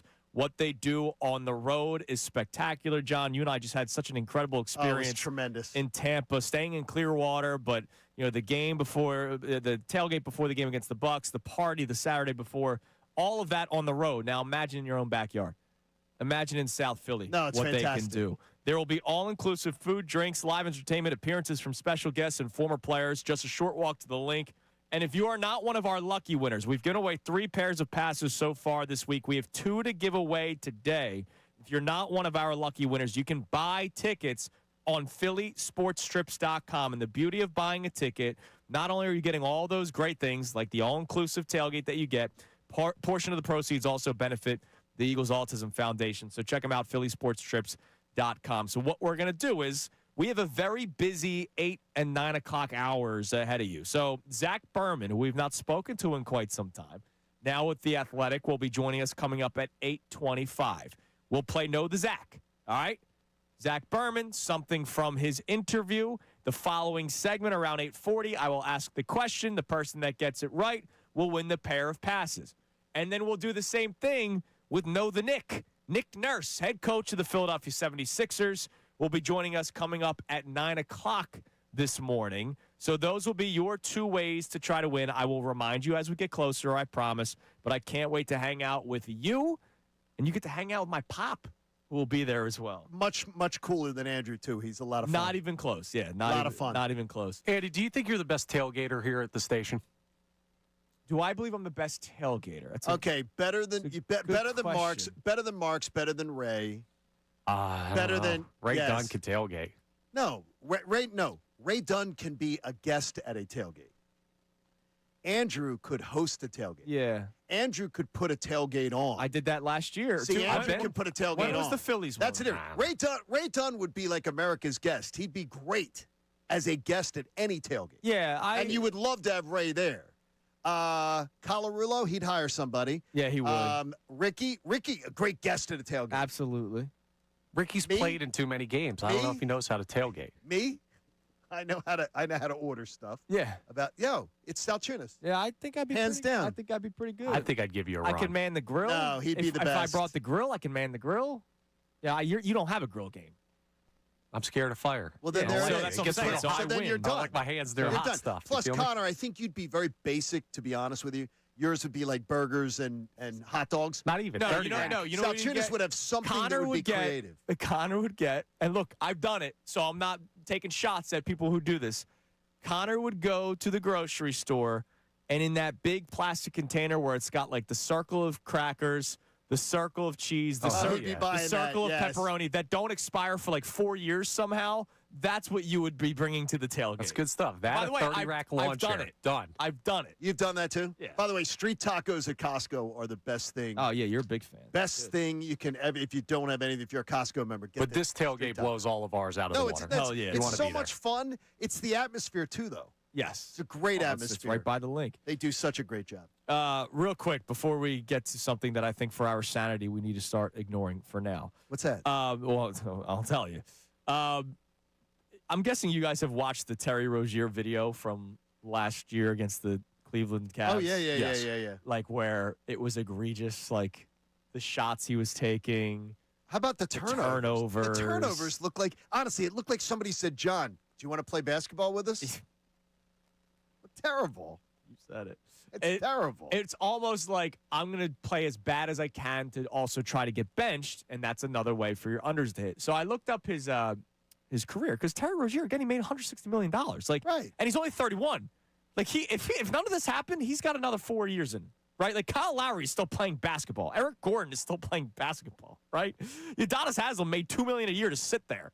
Like, Terry Rozier could have been in the league for still some time. So he's a career 36% three-point shooter. Since becoming a starter, a consistent starter in 2019, here's his year by year. 40% from three, 39% from three, 37% from three. Dipped to 32, but the next year, 36. Last year, he was a 29% three-point Oh, come on. shooter. That's total. That's incredible. Well, wait a minute, though. Your legs do start to go, right? And that's part of with distance shooting. Distance shooting, when your legs go, your distance shooting goes, correct? It hasn't affected Steph Curry. Yeah, but his legs aren't gone. And also Steph. And he's the greatest of all time. We can't be comparing distance shooters to Steph. I'm just saying. That's a bit of a fall off. Oh, it is a fall to under 30%. All right, I think we need to, for the time being, ignore A.J. Brown's social media. We got to ignore it for our collective sanity. So you're like, let's just put this to bed? I'm just going to ignore it, I think. Because, like, the last one, what was the last one? Use me, but don't use me, something like that. Yeah. And everyone's using me, but not using me. And everyone's trying to figure out what does he mean by it. I think I heard John Marks talking about it the other day, and on Middays with Marks, very entertaining. I think it's a positive. I think it's a positive post. They were using him without using him. Before, he was just being used. He was being used as a decoy, being used he wasn't being used as, I think it was, they used him. I don't see it as a negative. I don't see it as anything. I'm not looking at it. That is my stance. I'm not seeing it as anything. No, but I don't see it as a negative. You know what I might do? What? I might block A.J. Brown. He's getting the block? I might block A.J. Brown. Here's what I never, I got to be honest with you. Here's what I never have to hear from A.J. again. The heartfelt piece that he did with Mike Sealski about my life is destroyed by social media, and I worry about my mental health. I worry about all this stuff. And then I don't need another article about it. I need to take care of this, because at this point, you've acknowledged it. You're a grown man. You keep doing it. You're acting like, now it's acting like a child. Now it's acting like a child. Well, I'm going to troll people. I'm just going to choose to ignore it. I know a lot of Eagles fans do that. And a lot of Eagles fans, that's just AJ being AJ. Like, don't read too much into it. I'm just not going to read it, period. He might get the block, or at least a mute for the time being. Yeah, I'll pay attention to A.J. Brown in one circumstance. When the Eagles' offense is on the football field. Not when he's sitting on the bench, not when the game is over, not when he's tweeting on social media, when 11's on the field. And to me, because he's still an exceptional player. Look at this past week. I love A.J. Brown. Me too. And I know you do. I know. I love him. I love him so much, and I love watching him so much, and he's so awesome But this is childish, ridiculous. Look, stuff we all have friends that have flaws, and sometimes we just choose to ignore the flaw because we love everything else about that person. Yes. Now, some of it, the flaw might be like, let's talk about it, like if it's like a drinking thing or something. But what I'm talking about, why are you looking at me? Sorry, I didn't mean to. No, but his clothes never match. You know what I mean? I'll let that. When we say that with Connor, feels like that's about me again. I'll let that one slide. We say it with Connor. His personality's great, and I love everything else about him. So I'll ignore the fact that he dresses like a buffoon sometimes. I'm gonna ignore that stuff because I love the guy. You know, that's kind of me with A.J. Brown's social media. I love everything about him. The story that we read before the season started, everything that he did this offseason, speaking to kids in the juvenile detention situation, right? I love A.J. Brown. A.J. Brown is one of the kindest people in that building. Yes. And you run into you even pass him on a Sunday on a game day. He's a wonderful individual. But this stuff is out of line now. It's enough. Enough. I'm gonna ignore it. That's my tactic moving forward, John. Coming up next, speaking of A.J. Brown, could he be planting the seeds for a future trade? Uh-huh. Somebody spoke about that yesterday, so we will play it for you. We will play something that was said on the station 10 days ago. We will react to it. And, of course, we will continue to check the text line on our Eagles questions today and also the wild day in the NBA and, quite frankly, the world of sports. It's Kincade and Salciunas, 97.5 The Fanatic. Now on 97.5 The Fanatic Sports Update. A revenge-focused rematch. I'm Connor Thomas, and the Eagles have some injury concerns as they prepare for a rematch with the Giants on Sunday. Yesterday's injury report had A.J. Brown, Adoree Jackson, Cam Jurgens, and Azeez Ojulari as non-participants. Some big names on there. Something to keep an eye on. The bye week will help, but you don't get there until you take on the Giants on Sunday. And Tim McMahon has talked about the mentality of the team and the potential revenge factor going into this game. Talking with Jordan Mailata, he called this game for him personal. He said that Week 6 game against New York was the worst of his career. So he said for him, this is a personal game. We'll see if the Eagles can out-physical the Giants this time around on Sunday, 1 p.m. from the Link. A Kelly Green jersey game. The Flyers fell to the Senators 2-1 last night up in Ottawa. They'll play the Islanders in Philly at 12:30 p.m. tomorrow. Sixers are back in action for their home opener versus Charlotte tomorrow night at 7:30 p.m. And the Union will start their playoff journey against Chicago Fire Sunday at 5:30. We'll talk to Zach Berman of The Athletic at 8:25. Head coach Nick Nurse of your 76ers, 9 a.m. Kevin Nagandi joins us at 9:10. And Jordan Renan of ESPN joins us at 9:25 for the New York perspective on the matchup with the Birds. This update is brought to you by Mercedes-Benz. Looking for an exceptional driving experience? Experience the power, precision, and intelligence of an iconic Mercedes-Benz SUV at your local Mercedes-Benz dealer today. I'm Connor Thomas on your own for the Sixers, Flyers, and Union. 97.5 The Fanatic and 97.5thefanatic.com.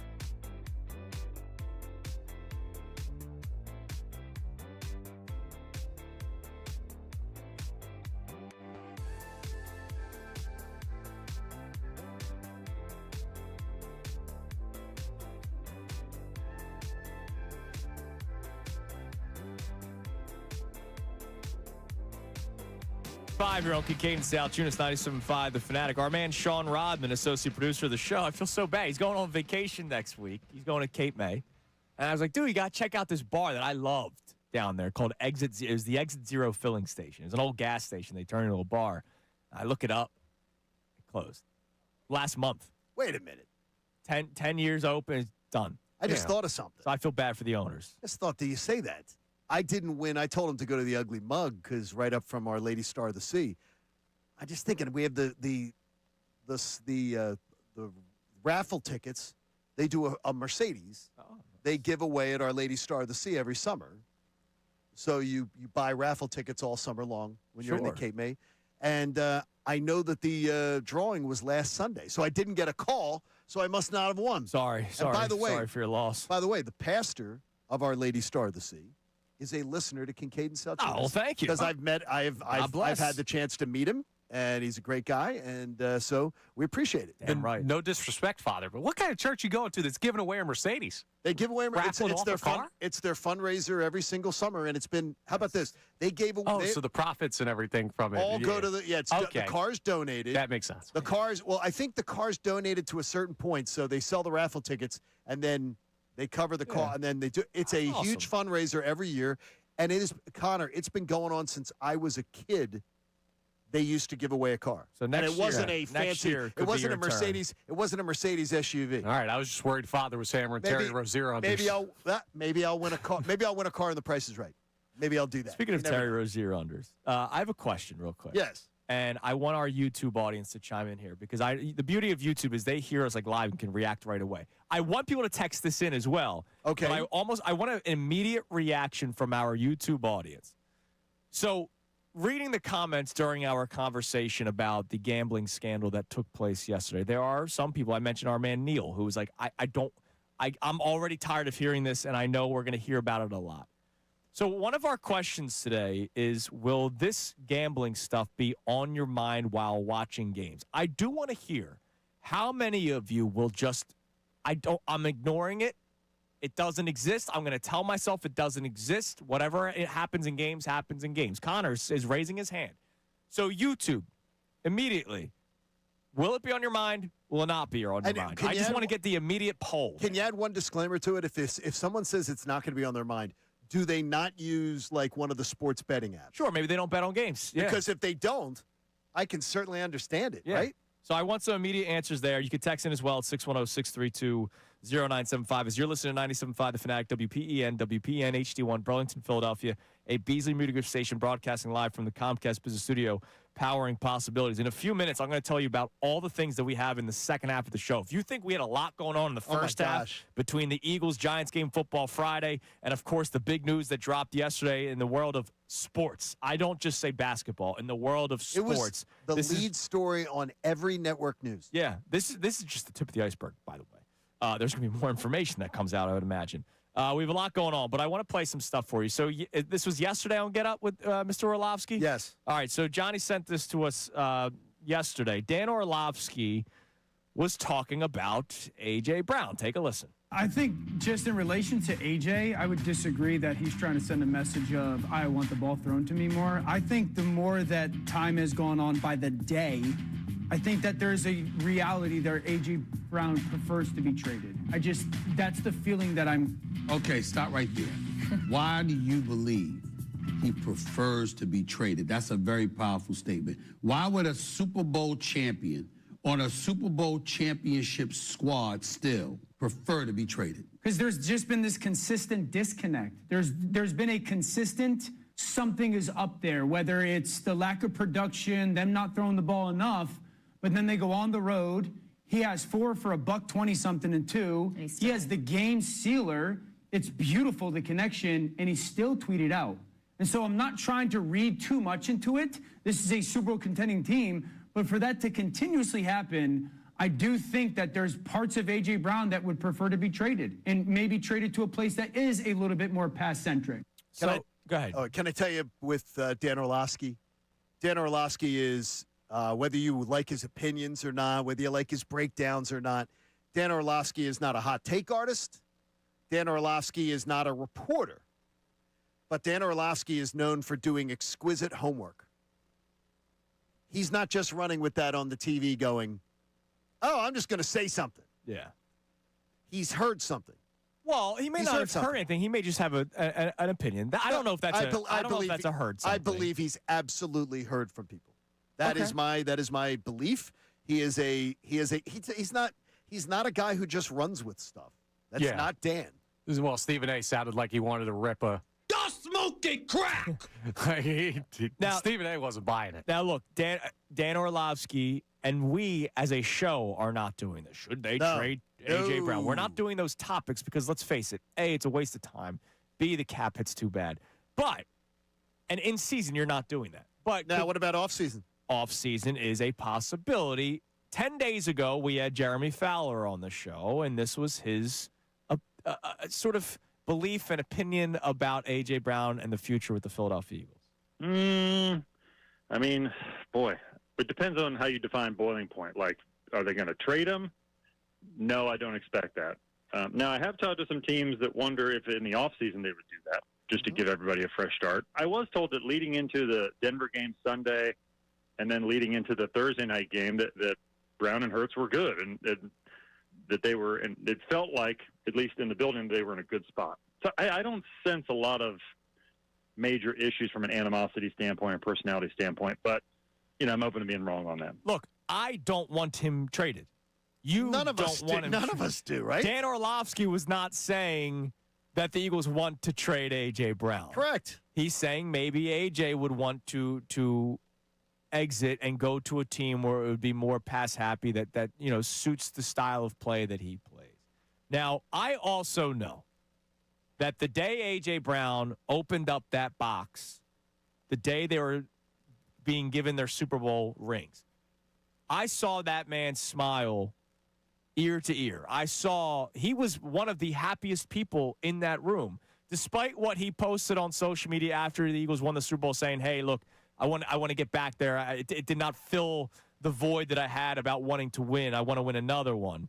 I did see the day he was given that Super Bowl ring, how happy that man was. And so I'm going to still believe that A.J. Brown likes being here, and A.J. Brown just voices his frustrations with the offense in his way. I don't think this is something that's going to blow up. I don't think that this is going to be it's not going to be T.O. in the driveway doing crunches, especially if they start finding this connection again. Now, this is already blown up, though. When they already have to have behind-the-scenes meetings and things like that, it's something that's already blown up. By Eagles standards, that's blown up. The way that they keep things under wraps and everything like that, the fact that they're having to have Saquon, no matter what AJ tries to tell you, having Saquon Barkley have to sort of, work little behind-the-scenes meetings and everything. Sure. That, to me, it's already blown up. But that's not necessarily pointed in trade direction. That could be pointed like, hey, this offense needs to get better. I'm very happy to be here. I plan to be here. I want to be here.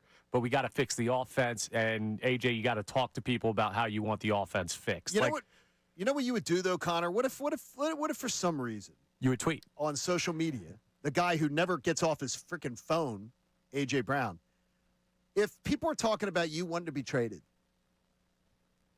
and the rumors are out there that you'd maybe would like a change of scenery and things like that, what would you do? See, I'm not going to go there. No. I'm asking you a question. What would you do? You would say, what the hell? I love being in Philadelphia. There's nowhere I want to go. There's nowhere I want to be. There's nowhere I want to. There's no. Stop with this nonsense. He did say this is my home. When he had that meeting or the press conference outside of his locker room. He did say Philadelphia is my home. I do not want to be anywhere else but being a Philadelphia Eagle. This thing could be all over. Well, he pretty much did say it. He just said it in his own words. And people aren't going to listen to him. They're not. Because they're not listening to him because he then goes and does this. Right. So then he doesn't, listen, John, you got to take Andrew's, not his stash, but his focus on the A.J. Brown or lack thereof. Yeah, we need to just zone out on this. I am deciding, because you even hear Dan Orlovsky say, he then goes on, and I don't know what he meant by what he said. So that's why I'm taking the stance of, I don't know what he's saying. So it could be a positive. It could be Middays with Marks was turning it into a positive. I don't care anymore. They were turning it into it. He thought it was negative. I sort of looked at that video and thought it was a positive. I thought That it was he was No, Middays with Marks. You said the wording that he used in the post. No, but right? they thought it was negative. I thought it was positive. Oh. I okay. read it as a positive. All I know is I think I'm going to block A.J. Brown from social media and watch him on Sundays, and I'll be very happy about that. Okay. I think that's going to be my move moving forward. I can tell you this. This would be freaking exhausting if you have a bunch of guys rowing the boat in one direction. Everybody's just heads down, go to work, try to do something, and someone keeps making it about themselves over and over and over and over again. It'd be exhausting. And there's some guys who have spoken out, Jordan Mailata, among others, that have said, you know what we got to do? We got to put our heads down and do our jobs and stop talking and get things done. 6 for 85 and a touchdown for A.J. Brown on Sunday. But the stop talking. Like, stop. Enough. It's over. Stop it. Like, this doesn't have to go on. This isn't normal behavior. Stop it.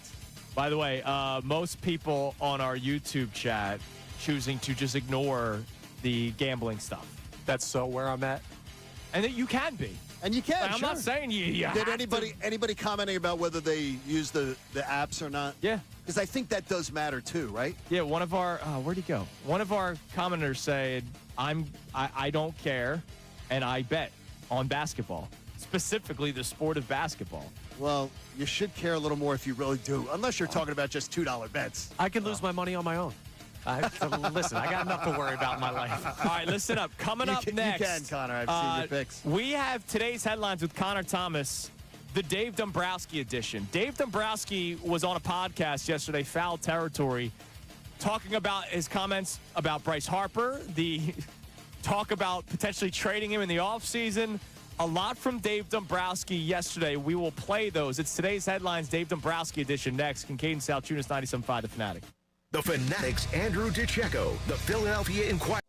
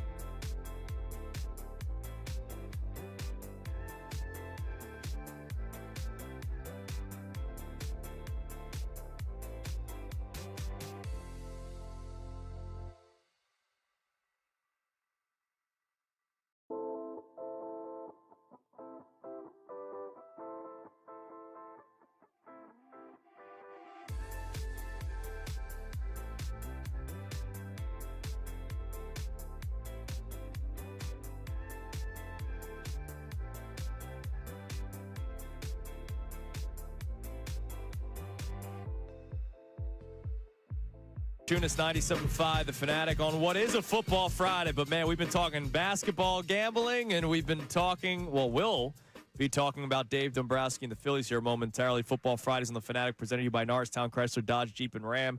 Driving into great deals, all fall sales event at Norristown Chrysler, Dodge, Jeep, and Ram. Get wicked good deals all month long on a Chrysler, Dodge, Jeep, or Ram. Visit NorristownChryslerDodge.com. I hear Bill bragging on those people. They must be doing a great job. Must be, man. All right, so normally today's headlines, which is a segment where Connor goes all over the place, but specifically for today, it is today's headlines, the Dave Dombrowski edition. Today's headlines with the Connor Thomas. And it's brought to us by the Lundy Law. For over 70 years, Lundy Law has been fighting for injured people. If you need them, remember the name, Lundy Law, your injury lawyers. Visit LundyLaw.com. That's LundyLaw.com. We have Monday morning radio host. Today we have Friday morning Pobo.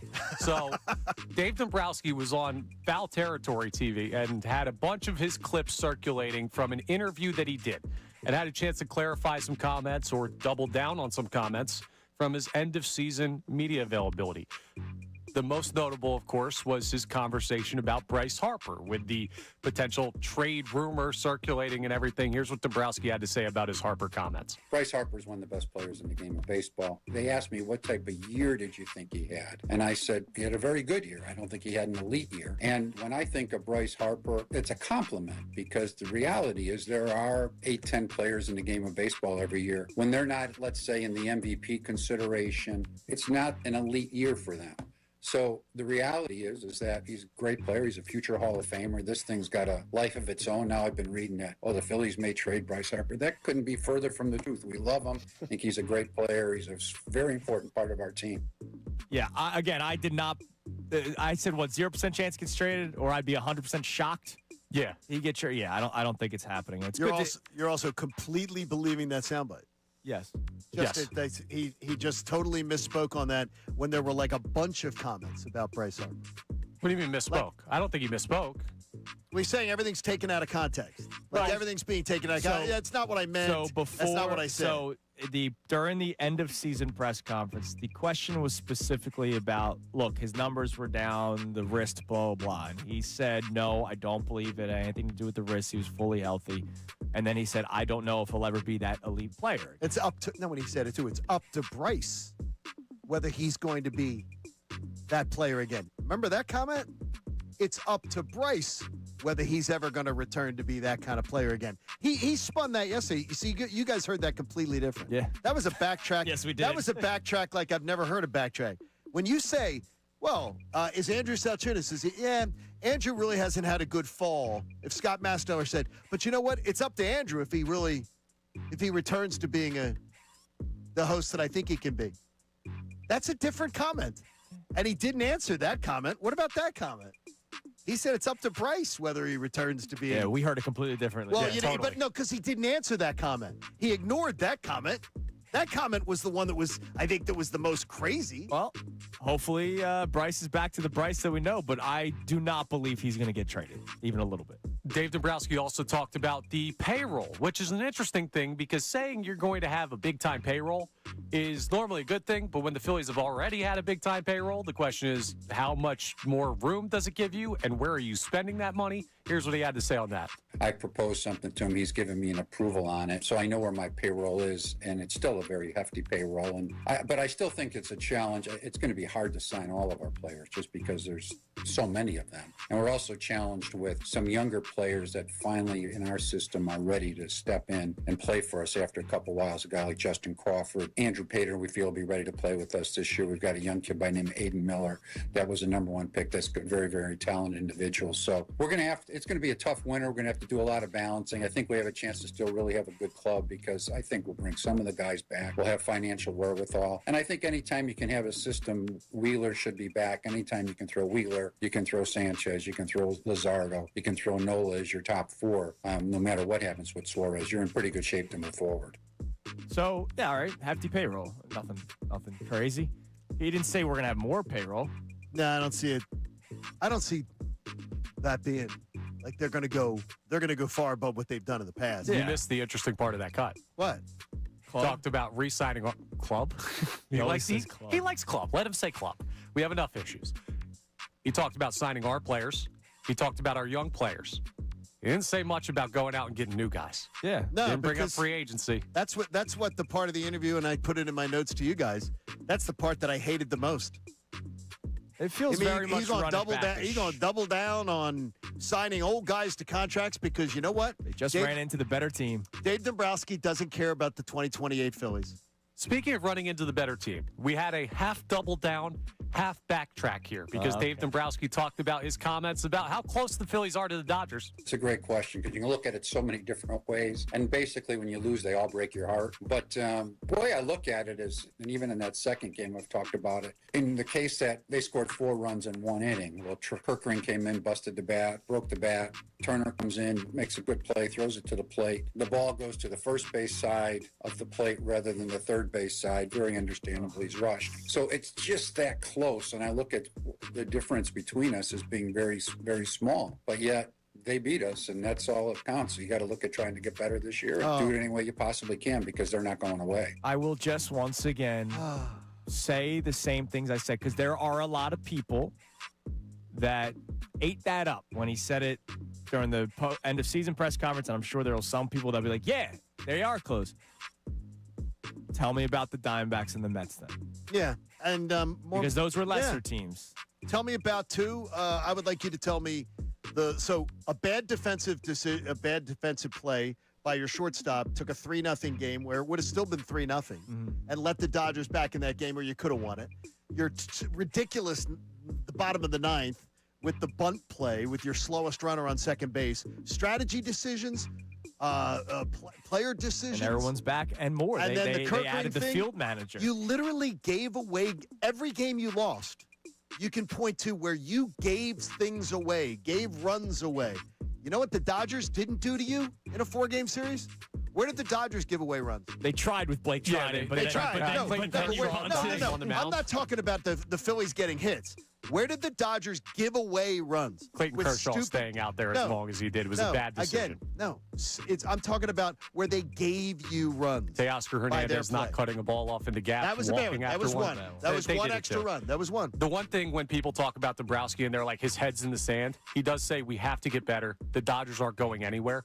So baseline level, he's not an idiot, right? But I don't love those comments. Just like, it was a terrible. That's a duh comment. That was a bad interview. That was a bad. I think yesterday's was a bad interview. Yeah, I didn't feel much better after yesterday. I feel terrible with it. All right, coming up next. He doesn't care about 2028, guys. Good to hear our buddy Zach Berman again. Zach Berman now with The Athletic, covering the Eagles, doing a tremendous job as always. He joins the show coming up next. I told you around 7:40. I want to remind you now. Listen closely to the interview. We will play Know the Zach, Know the Berman. Zach Berman will say something during the interview, and we will ask a question for you for your chance to win a pair of passes to the Philly Sports Strip's True Fan Tailgate before the Eagles take on the Giants this Sunday. I will be there hanging out with you and a bunch of other Eagles fans. The all-inclusive food, drinks, live entertainment, appearances from special guests and former players. And if you don't want a ticket, you can buy tickets at phillysportstrips.com. Part of the proceeds go to the Eagles Autism Foundation. For your chance to win a pair of passes coming up next when you listen to Zach Berman here on 97.5 The Fanatic. Now on 97.5 The Fanatic Sports Update. Eagles looking to get physical. I'm Connor Thomas, and the Eagles have some injury questions heading into their matchup with the Giants on Sunday. Yesterday's injury report still had A.J. Brown, Adoree Jackson, Cam Jurgens, and Azeez Ojulari as non-participants. They hit the bye week next week, but they got to make it through this rematch with the Giants first. And Tim McManus talked about how the physicality was off for the Eagles last time they played the G-Men. I think that we saw a really uncharacteristic performance from the Eagles against the Giants week 6, where they got beat in a physicality standpoint on both sides of the ball. That almost never happens under Sirianni. We'll see if the Eagles can out-physical the Giants this time around. 1 p.m. game Sunday at the Link, a Kelly Green game. The Flyers fell to the Senators 2-1 last night up in Ottawa. They'll play the Islanders in Philly at 12:30 tomorrow. Sixers are back in action for their home opener versus the Charlotte Hornets tomorrow night at 7:30. And the Union will start their playoff journey against the Chicago Fire Sunday at 5:30. We'll talk to Zach Berman of The Athletic coming up next for the latest on the Birds. This update's brought to you by Bradford White Water Heaters. When you need a new water heater, choose one that's built to be the best. Choose Bradford White. I'm Connor Thomas on your home for the Sixers, Flyers, and Union. 97.5 The Fanatic and 97.5thefanatic.com.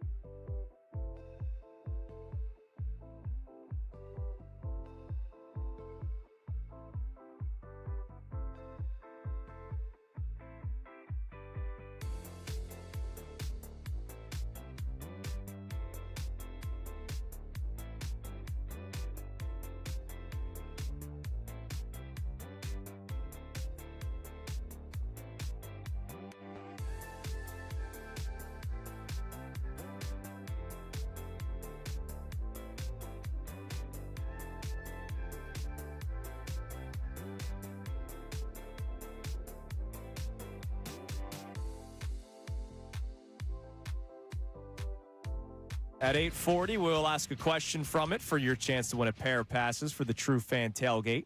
Hang out with me before the Eagles take on the Giants this Sunday. Can't wait for it, 9:30 to 12:30, and then you walk over to the link or you find a bar to go watch the game at. Joining us now on the Comcast Business Hotline. Every day in business is a big day. Let Comcast Business help you move forward with what's next. We miss this man, Johnny, here on the station. I know you've been able to see him in action. I give him a hug every once in a while. Damn right you do. He does a tremendous job covering the Eagles, has been for a very long time, and once again, with The Athletic, senior writer for The Athletic, covering the Eagles and the rest of the NFL, and also a great author. Our man, Zach Berman, joins us. Zach, good morning, brother, and welcome back. Hey, good morning. Nice talking to you guys. Dude, it's always great hearing from you. Again, we love your work, and we've missed you. You know, everybody understands why, but it's good to have you back and talking about the Eagles. And leap year is going to be on a lot of people's stocking stuffer or dad's gift list. It should be. I appreciate that. I certainly hope so. Yeah, the new book's available wherever books are sold. Yeah, it was another incredible book about the Eagles winning the Super Bowl. I remember still when you wrote Underdogs. It was tremendous. So we'll talk about that a little bit more toward the end here. But first and foremost, Eagles and Giants, you've been covering this team for a long time. You've been around this team so obviously this entire season. How much did that win against the Minnesota Vikings sort of ease some of the concerns or maybe boost the vibes in the locker room?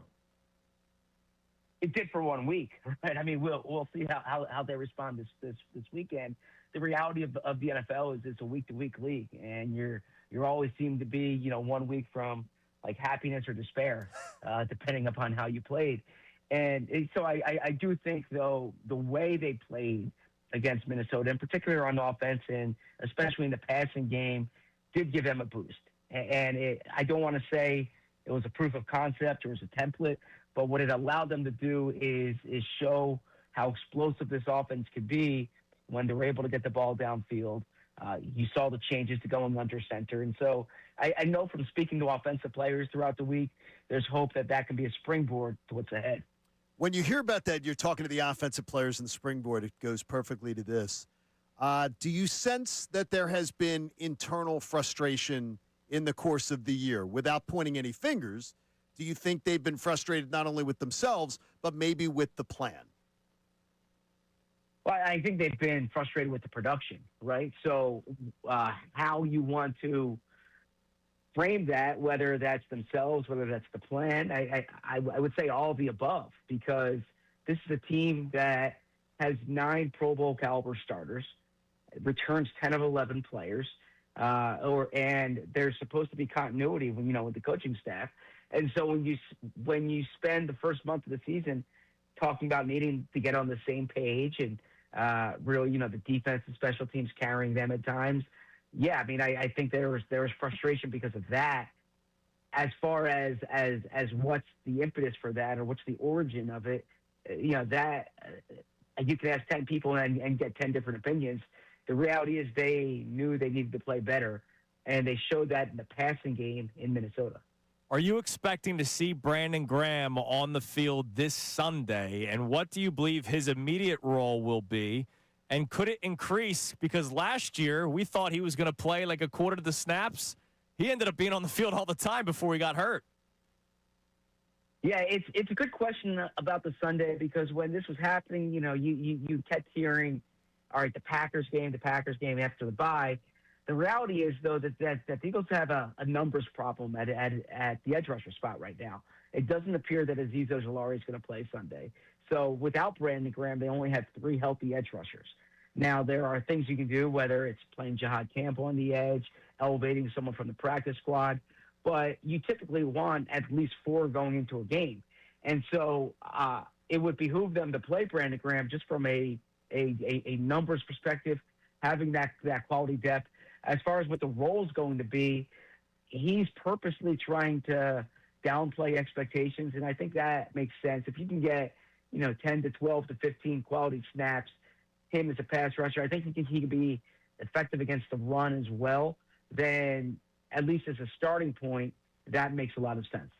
Zach, I always try to say, from years where I've either done TV or having to cover a team, I've always been saying that players hate having to answer questions about other players.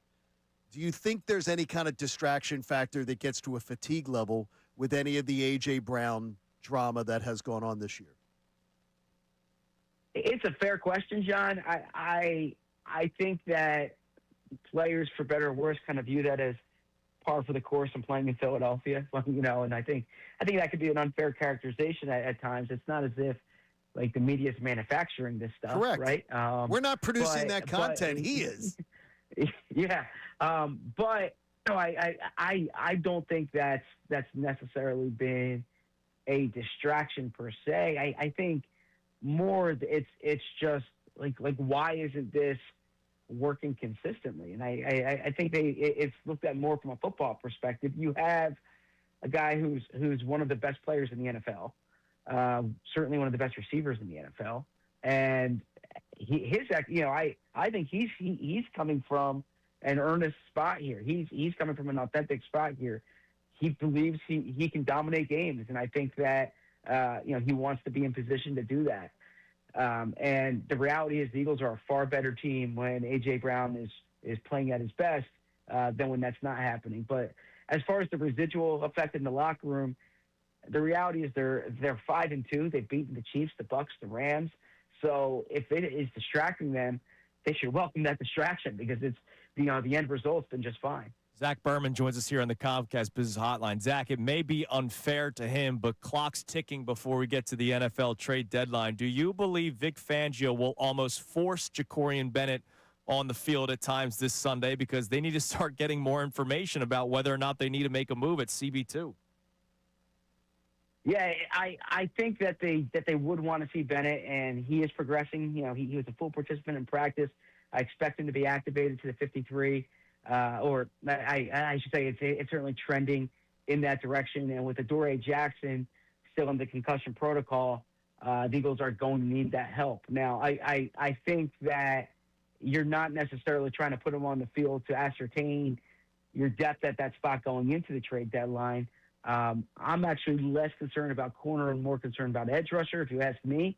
But I think that they obviously want a full or a more complete picture at corner. And Jacorian Bennett, they just haven't had enough exposure to really have a sense of what kind of player he'll be as the season progresses.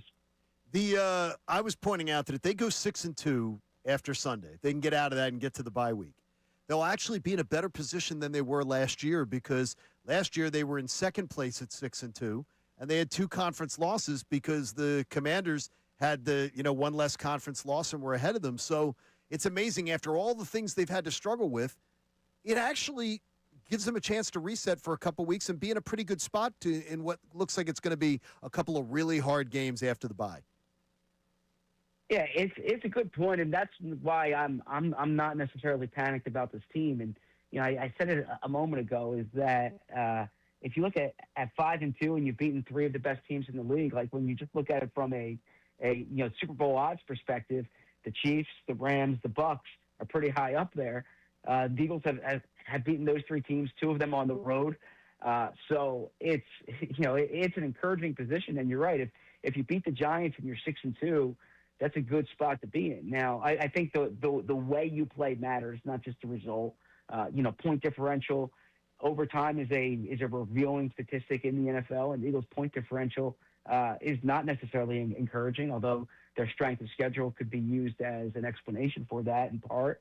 But the Eagles were 10-1 in 2023. I don't want to compare those 2 teams because I think these teams are a lot different. But I think a more apt comparison is probably the Kansas City Chiefs last year. And I bring that up because, the Chiefs were winning games. They won a game with a blocked field goal. They were doing things similar to the Eagles this year, finding ways to win. But when it got to the end of the season, and look, this is a team that made the Super Bowl, but you didn't necessarily look at the Chiefs the way you did 2 years earlier when the Eagles played them. And so I'm not sure that the Eagles are going to get to that point, but I think that if they can beat the Giants, get to 6-2, regroup a bit, figure out what their health looks like, they have the trade deadline during the bye, that's a good spot for them to be in. Just under 2 months away from Christmas, which is crazy, and John Kincaid's already done his Christmas shopping. I'm already wrapped, too. Zach, for somebody that wants to get, mom, dad, son, daughter, leap year, what is something that people can expect when reading your great book? Yeah, I appreciate that. So this is behind the scenes of the Super Bowl season. And it's more than the Super Bowl season. It takes you from the red confetti after the Super Bowl in 2023 to the green confetti, the Super Bowl in 2025, and how the Eagles team was built. Yeah, you go behind the scenes on a lot of the interesting characters, whether it's Jeffrey Lurie, Howie Roseman, Nick Sirianni, Jalen Hurts, Saquon Barkley, A.J. Brown, Lane Johnson, Jalen Carter, Zach Bond, Darius Slay. So there's cutout chapters on those players. You go inside the locker room of the Super Bowl celebration, and I think it's like the arc of the season really comes through, and as you read it back, you'll realize why this team is one of the great teams in NFL history. Well, you got to check it out. I just looked at it. 5 stars on Amazon. Not 4.5, not 4.2, 5 full stars for leap year on Amazon. Everybody thinks their dad, their brother-in-law, their brother.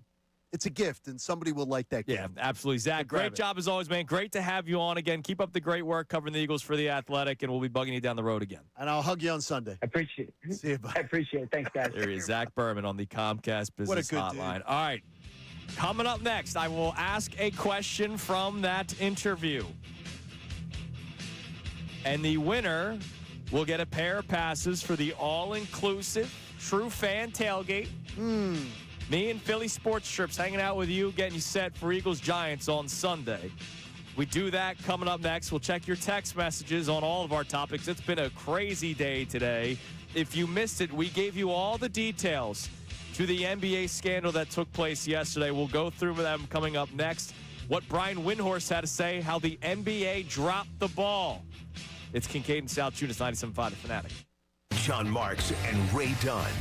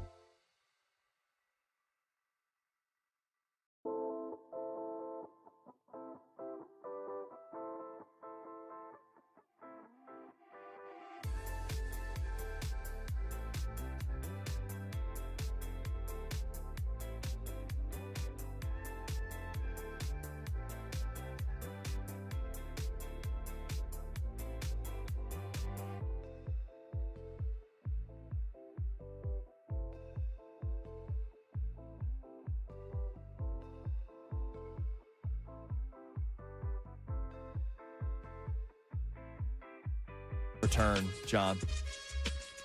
No, we can't either. Well, you missed during the commercial break what Connor Thomas said to me. There's one thing I can guarantee that I could do if I was in the NFL. Oh, no. What happened now? I could kick an onside kick. I don't think that's crazy. That's crazy because they practice it. They do it very specifically. You're not as good of an athlete as you think you are. It's an onside kick.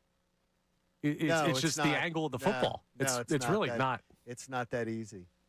Like, I know that you can kick a worm burner. Yeah, I know you can, but there's also ways specifically to do it to try to have the opposing team not catch it. I wish Jay Feely could come on with us, but he's running for office right now, so we can't have our kicker guy. We got to get rid of this voice of reason. Because I swear, nonsense. the voice of reason is done. And then we made our parlay. Well, and both of us look at it going, "Oh my gosh, what did you got to wait do? that one. We got to wait for that one for the socials." All right, the know the show, know the Zach, know the Berman question for your chance to win the pair of passes for the True Fan Tailgate with me and Philly Sports Trips and your dad and my dad, Zach Berman. This is a know the show question, all right? Zach Berman, when talking about Brandon Graham, used, or as John Kincade said, stole. I think Zach may have stolen this word. What word that our man Andrew DeCecco always uses? It's his word. The first person to text it in at 610-632-0975 will win the pair of passes to join me and Philly Sports Trips at the True Fan Tailgate this Sunday. All right, let's get a couple text messages in. We'll update you on some of the details that took place yesterday in the NBA, but I know a lot of people are texting in. I asked our YouTube audience to answer right away whether or not this stuff will bother them moving forward watching sports, and the majority of the people said no. So they won't. So and they're not going to. And they'll continue to bet, and it won't bother them. What do we got in the text line? So we've got a bunch of people currently texting the answer, but we also have people checking in on the gambling conversation. This texter says, if people weren't doing it before, Terry Rozier set the example on what not to do. Instead of betting on my unders, bet on my over. Lou Dort last night was playing very aggressively. He caused a couple charge situations. It's not normally his game. This is going to be a thought that I have as I continue to watch NBA basketball. So now so I saw something yesterday on social media. You know, my algorithm was all this. Oh, my gosh. It was everywhere. I was obsessed. I couldn't stop reading and watching. And some of the old there was an old podcast of a poker podcast of a guy that participated in one of the Chauncey Billups things. Okay. The podcast was from 2023, and he talked about the shadiness of it. Like, there is stuff that's recirculating from years ago. But somebody put out a tweet that maybe down the road what might end up happening, even though the sports books will have a lot to say no to this, that maybe the under bet is no longer available down the road. What do you mean? It's either, do you believe they will hit the over? Yes, and there's no option. Like, let's say Devontae Smith's over in receiving yards is 70.5. So you can't bet the under. You can only bet over. You know what? I've always wondered about that because the over is the under is the only number that can be manipulated. Yeah, unless you are aggressively going against the game plan, but a coach can take you out of the game. They would pull you out of the game at that point. So that's why I don't believe that Lou Dort was like doing something shady. That's really interesting. And I wonder if that's a future. Look, now that's for the FanDuel's, DraftKings, Bet Parks. Right, that's for them to deal with. There will still be offshore accounts that you can bet anything. What color the Gatorade will be, all that, even though that's now started making it over here. But I wonder, I saw that tweet, and I wonder if that's like a future possibility. Like, I remember being at Super Bowls where I was at a Super Bowl where the Super Bowl anthem performer was practicing. Right. And there's people listening. People were taping it. Yeah. People were taping it and then telling people we were at the sound check. Yeah. And here's how long to go. Here's how long it was. And by the way, the 2 times that it was done, it was right. Yeah. It was right. No, it's amazing. Again, so in case you missed it yesterday, well, then you're living under a rock. But some of the details, because there are people that did miss the details. Not to throw my man Dawood. I love Dawood. I've met Dawood. Dawood's a great dude. But Dawood did not realize that Chauncey Billups was involved that it was in more than it wasn't just the poker stuff. So it started with Terry Rozier yesterday being arrested. Oh, my God. He's arrested. Like, this is not allegedly. He is arrested for betting his unders telling people to bet his unders, and they have his, and then faking injuries. And they they have text literally messages. they can produce the text messages. They have for the you to amount show of that. money that he was getting. And unfortunately, this is where the stain happens for the league. They investigated this back in March of 2023 and said they did not find enough information. The FBI then did.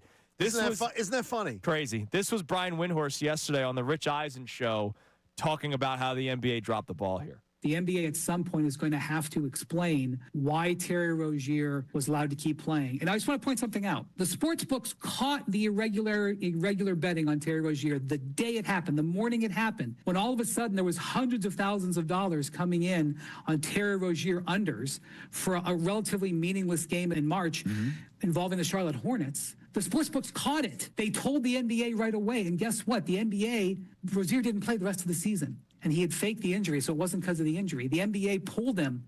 They pulled Jonte Porter, too. They flagged Jonte Porter and pulled Jonte Porter. The NBA's measures, their protection measures, the sportsbook's protection measures, triggered this. They caught it. By the way, speaking of Jonte Porter, comes out yesterday that he was actually threatened by some powerful people because he already had debts that he had to pay off. There you go.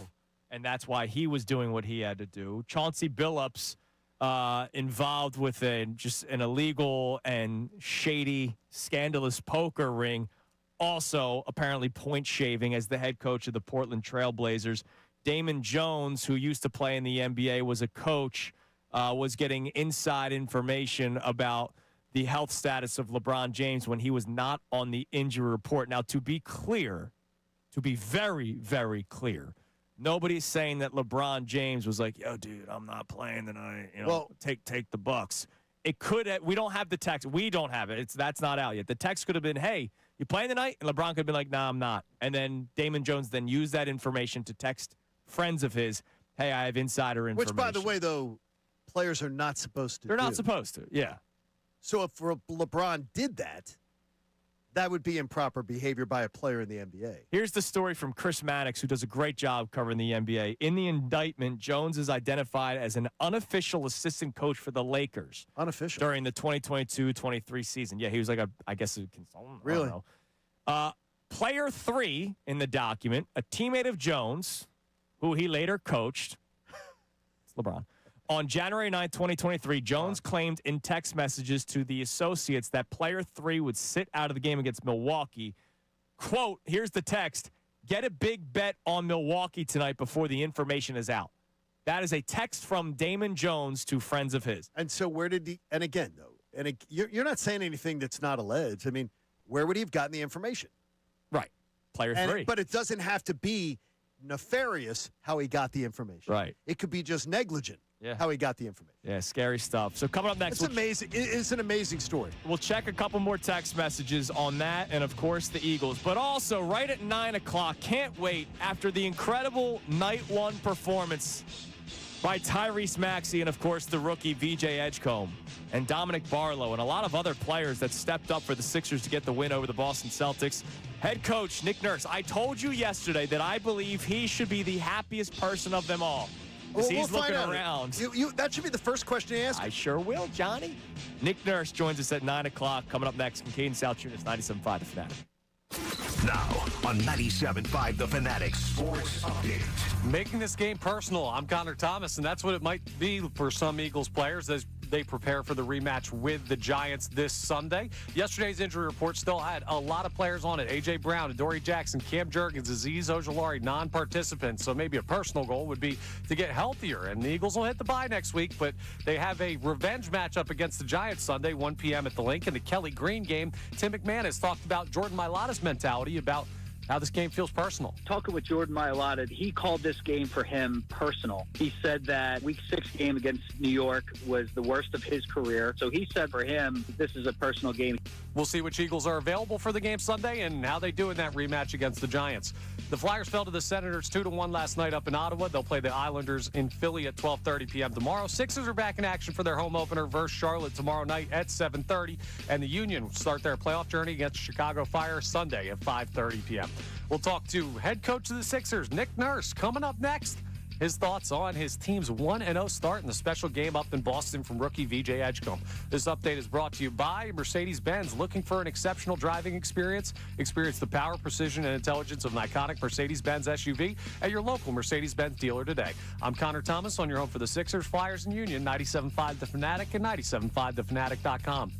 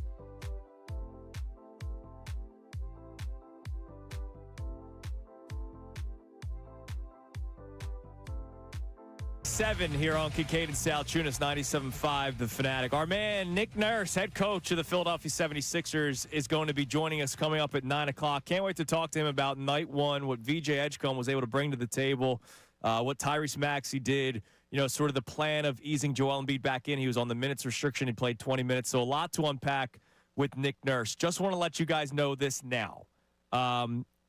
He and a lot of people around the NBA are being advised not to comment on the things that went down in the NBA yesterday. So I just want you guys to know that now. The ongoing investigation, so steer clear of it. So that's why we will be steering clear of it with Nick. So we will talk VJ Edgecombe. We will talk Tyrese Maxey. We will talk Joel Embiid. We will talk future plans of the Philadelphia 76ers. But people are being advised to allow the investigation to proceed. And thankfully, it doesn't include us. Yes. That's really, really good. Yes. Thankfully, yesterday did not include us. All right, give us a text message. By the way, know the nurse. What? Know the nurse. Hey now. That's our second Know the Show question for your chance to win the pair of passes to the True Fan Tailgate. So listen closely to Nick Nurse. You should already, because it's the head coach of the Philadelphia 76ers who had a great start to the season the other night.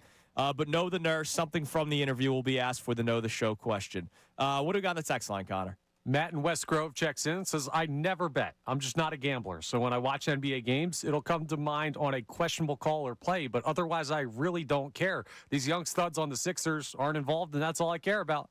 I love that point of view. It doesn't include the Sixers, that somebody's saying, if it included the Sixers, I'd be more involved with it. But I'm just going to have fun. And I understand that point of view completely. Yep, absolutely. You're listening to 97.5 The Fanatic, WPEN HD1, Burlington, Philadelphia, a Beasley Media Group station, broadcasting live from the Comcast Business Studio, powering possibilities. And joining us now on the Comcast Business Hotline, where every day in business is a big day. Let Comcast Business help you move forward with what's next. Wednesday night was electric, Johnny. Thursday morning was one of the most fun shows we've had in a long time. Sports can be filled with ups and downs, highs and lows, and after the Phillies get eliminated from the playoffs, after the Eagles have back-to-back tumultuous weeks, it was nice to have like a breath of fresh air, and we got that Wednesday night, and we were able to celebrate it Thursday morning. And I said to you, John, I said to Connor, and I said to everybody. You said it first thing in the morning at 5 o'clock. I asked everybody this question: who do you believe was the happiest person Wednesday night? What was your answer? It was the head coach of the Philadelphia 76ers, Nick Nurse.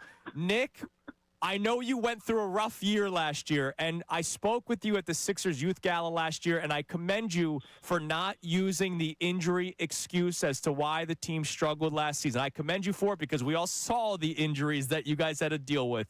How happy are you after night one, seeing some of the guys healthy, and, of course, seeing your rookie, VJ Edgecombe? Yeah, I mean, listen, I think that we had a summer of really hard work, man, and I just thought that you kind of want or deserve or think you should maybe get some success from that, right? That's why you do put in all that work. So that's probably what I'm the most happiest about is I'm just like the guys, the staff. I mean, they really, really worked hard, and I thought they do deserve some success, and it was nice to pull that one out the other night.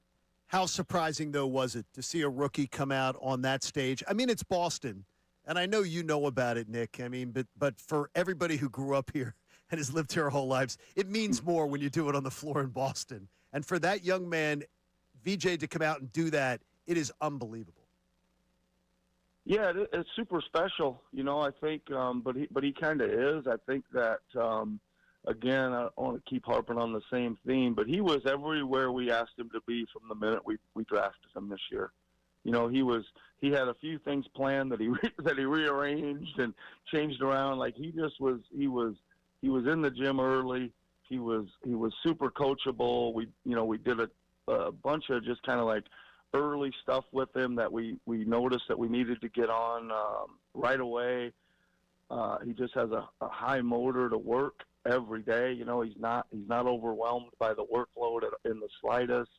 And I think he's got a really good feel. I mean, much more mature than his age, I think, just in his composure and his feel and just character, I think, yeah. It's amazing. VJ Edgecombe, 34 points, 7 rebounds, and he's been the main talking point. And we almost forget that Tyrese Maxey dropped 40, which is unbelievable. Coach, for you, how good was it to see Tyrese Maxey, look happy on the court? Last year was rough. So you saw the smile of Tyrese Maxey that we all know and love, and then for him to able to put the team on his back, especially in that second quarter, how good was it to see Tyrese Maxey play the way we all know he can on Wednesday night? Well, first of all, he better be happy when he's dropping 40, right? Oh my goodness! But yeah, it was good. I mean, listen, I'm a super huge fan, always have been, as many people are. I just keep trying to keep him aggressive.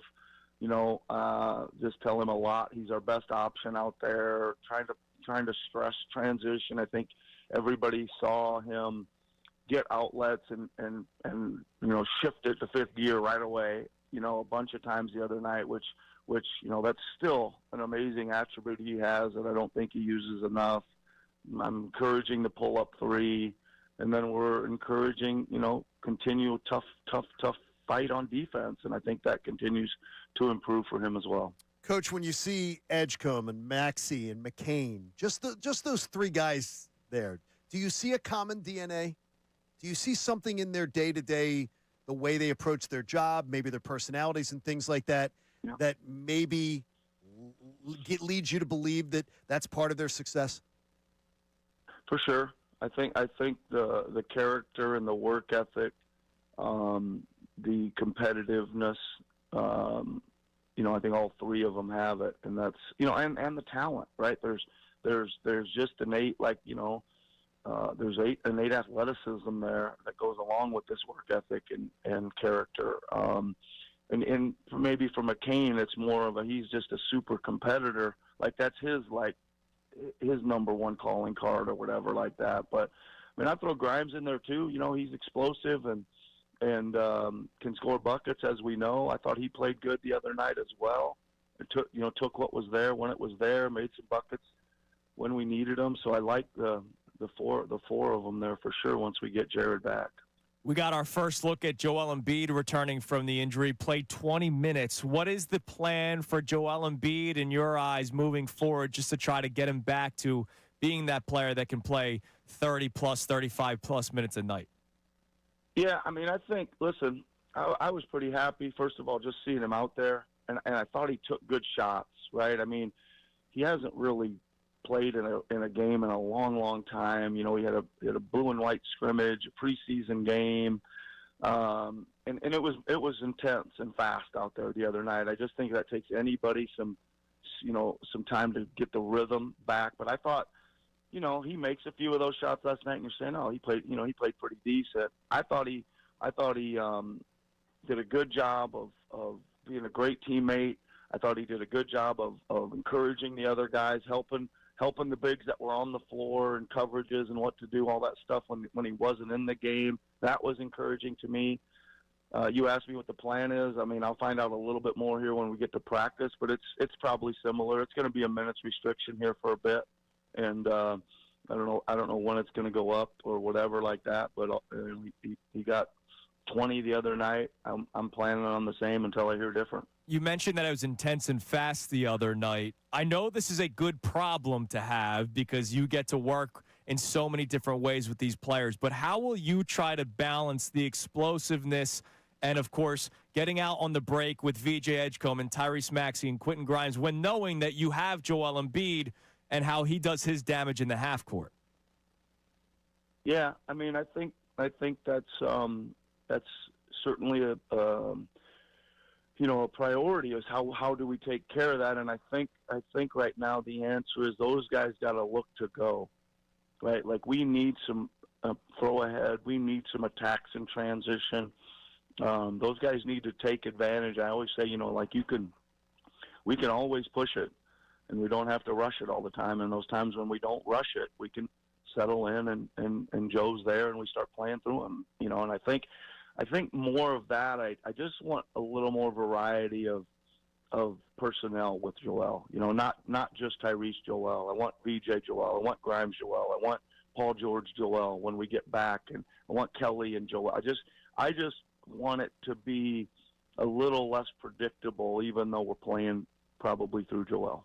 Do you think it's easy or very difficult to be able to transition a guy like Joel Embiid into playing sort of a different role as his career goes along? I'll take the middle road on that. I don't think it's easy, and I don't consider it should be super difficult either. I think that Joel is a good passer and does want to pass the ball and things like that. I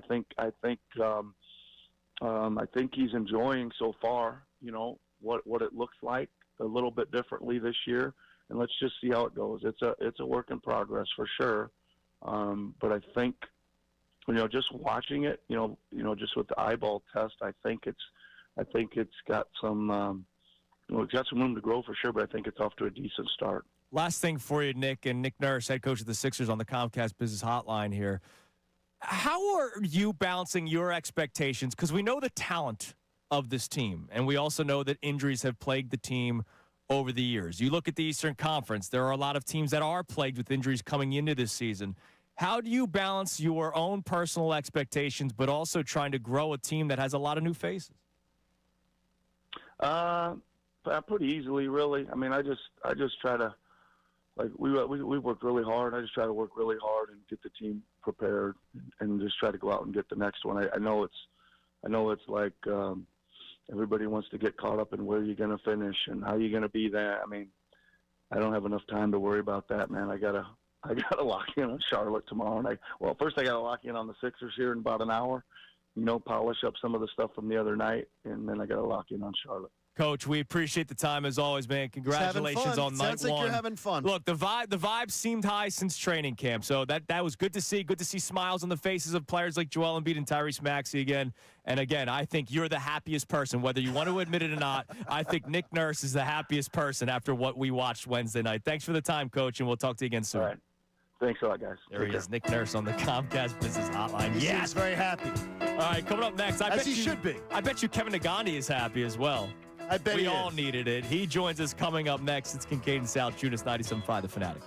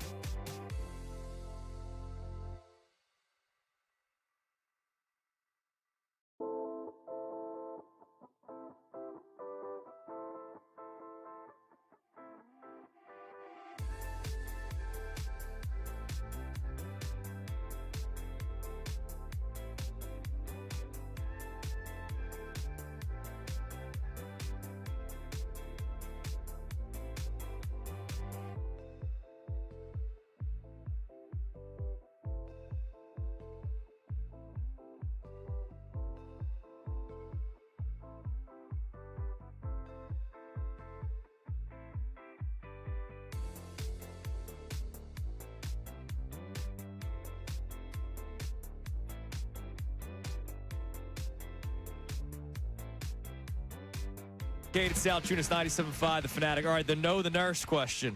I asked him how he handles, expectations for the team, and of course, obviously trying to build something because you have a lot of new faces. And he said, I'm not worried about where we finish. He said, I'm worried about tomorrow night against the Hornets. And then he said, actually, no, I'm worried about this. What was this? First person to answer the question correctly at 610-632-0975 will win the pair of passes for the True Fan Tailgate. Hang out with me and Philly Sports Trips this Sunday before the Eagles take on the Giants. Joining us now on the Comcast Business Hotline every day in business. Big day. Let Comcast Business help you move forward with what's next from ESPN. I know he's excited after what he watched Wednesday night. Our man Kevin Nagandi joins us. Kevin, good morning. Andrew, that is a professional tease, man. Now I want to know what he said. Now I'm very curious. Well, we just got off the phone with him. Yeah, I can't say it because then somebody will know the answer for the prize. That is well done by you. I think you just want to come to the tailgate with me Sunday. I think that's what you're trying to tell us, Kevin. Would. Dude, how fun was Wednesday night for you? The unexpected, incredible debut of VJ Edgecombe. It was great. I knew when the Sixers were up on the clock that VJ was the guy that I think they needed. He does a lot of things, but I didn't expect it in the first quarter to have 14 points on the road in Boston. It's what showed me a lot, though, was the mental toughness and not being afraid of the moment in late in the fourth quarter. Boston is kind of a mental block, I think, for this group of Sixers, especially what they encountered a few years ago with the James Harden debacle. And you saw Joel as well. Like it's like when they went on that run, especially to start out the second half, and then they went on another run in the fourth quarter, it was kind of the body language, here we go again. VJ has none of that. And you could see Tyrese fighting through that, right? And Tyrese is just looking, hey, can I get somebody to help me to fight through this so we just don't go through the motions?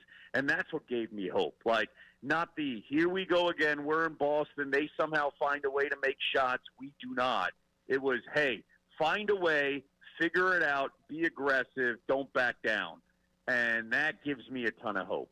But how much hope do you have that what they're going to ask Joel Embiid to evolve into is actually something that he can evolve into? I don't know, John, to be fair, I actually have not given it any thought. My whole thing watching Embiid is, hey, just hold your breath. Can you play the next game? That's and then the we'll truth, see what right? the next game is. We'll see the reaction in the next game. You look thinner. To me, the Sixers' style has shown where they are mentally. Let's run the floor. The addition of the younger guy shows me, hey, we can't plod. We can't wait for 21. We've got to run. We've got to take advantage of Zero and what Zero wants to do.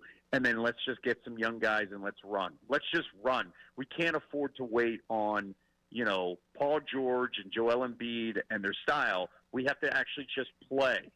And you saw that with the additions. They went young. Daryl Morey, I think, got the memo. Let's go young.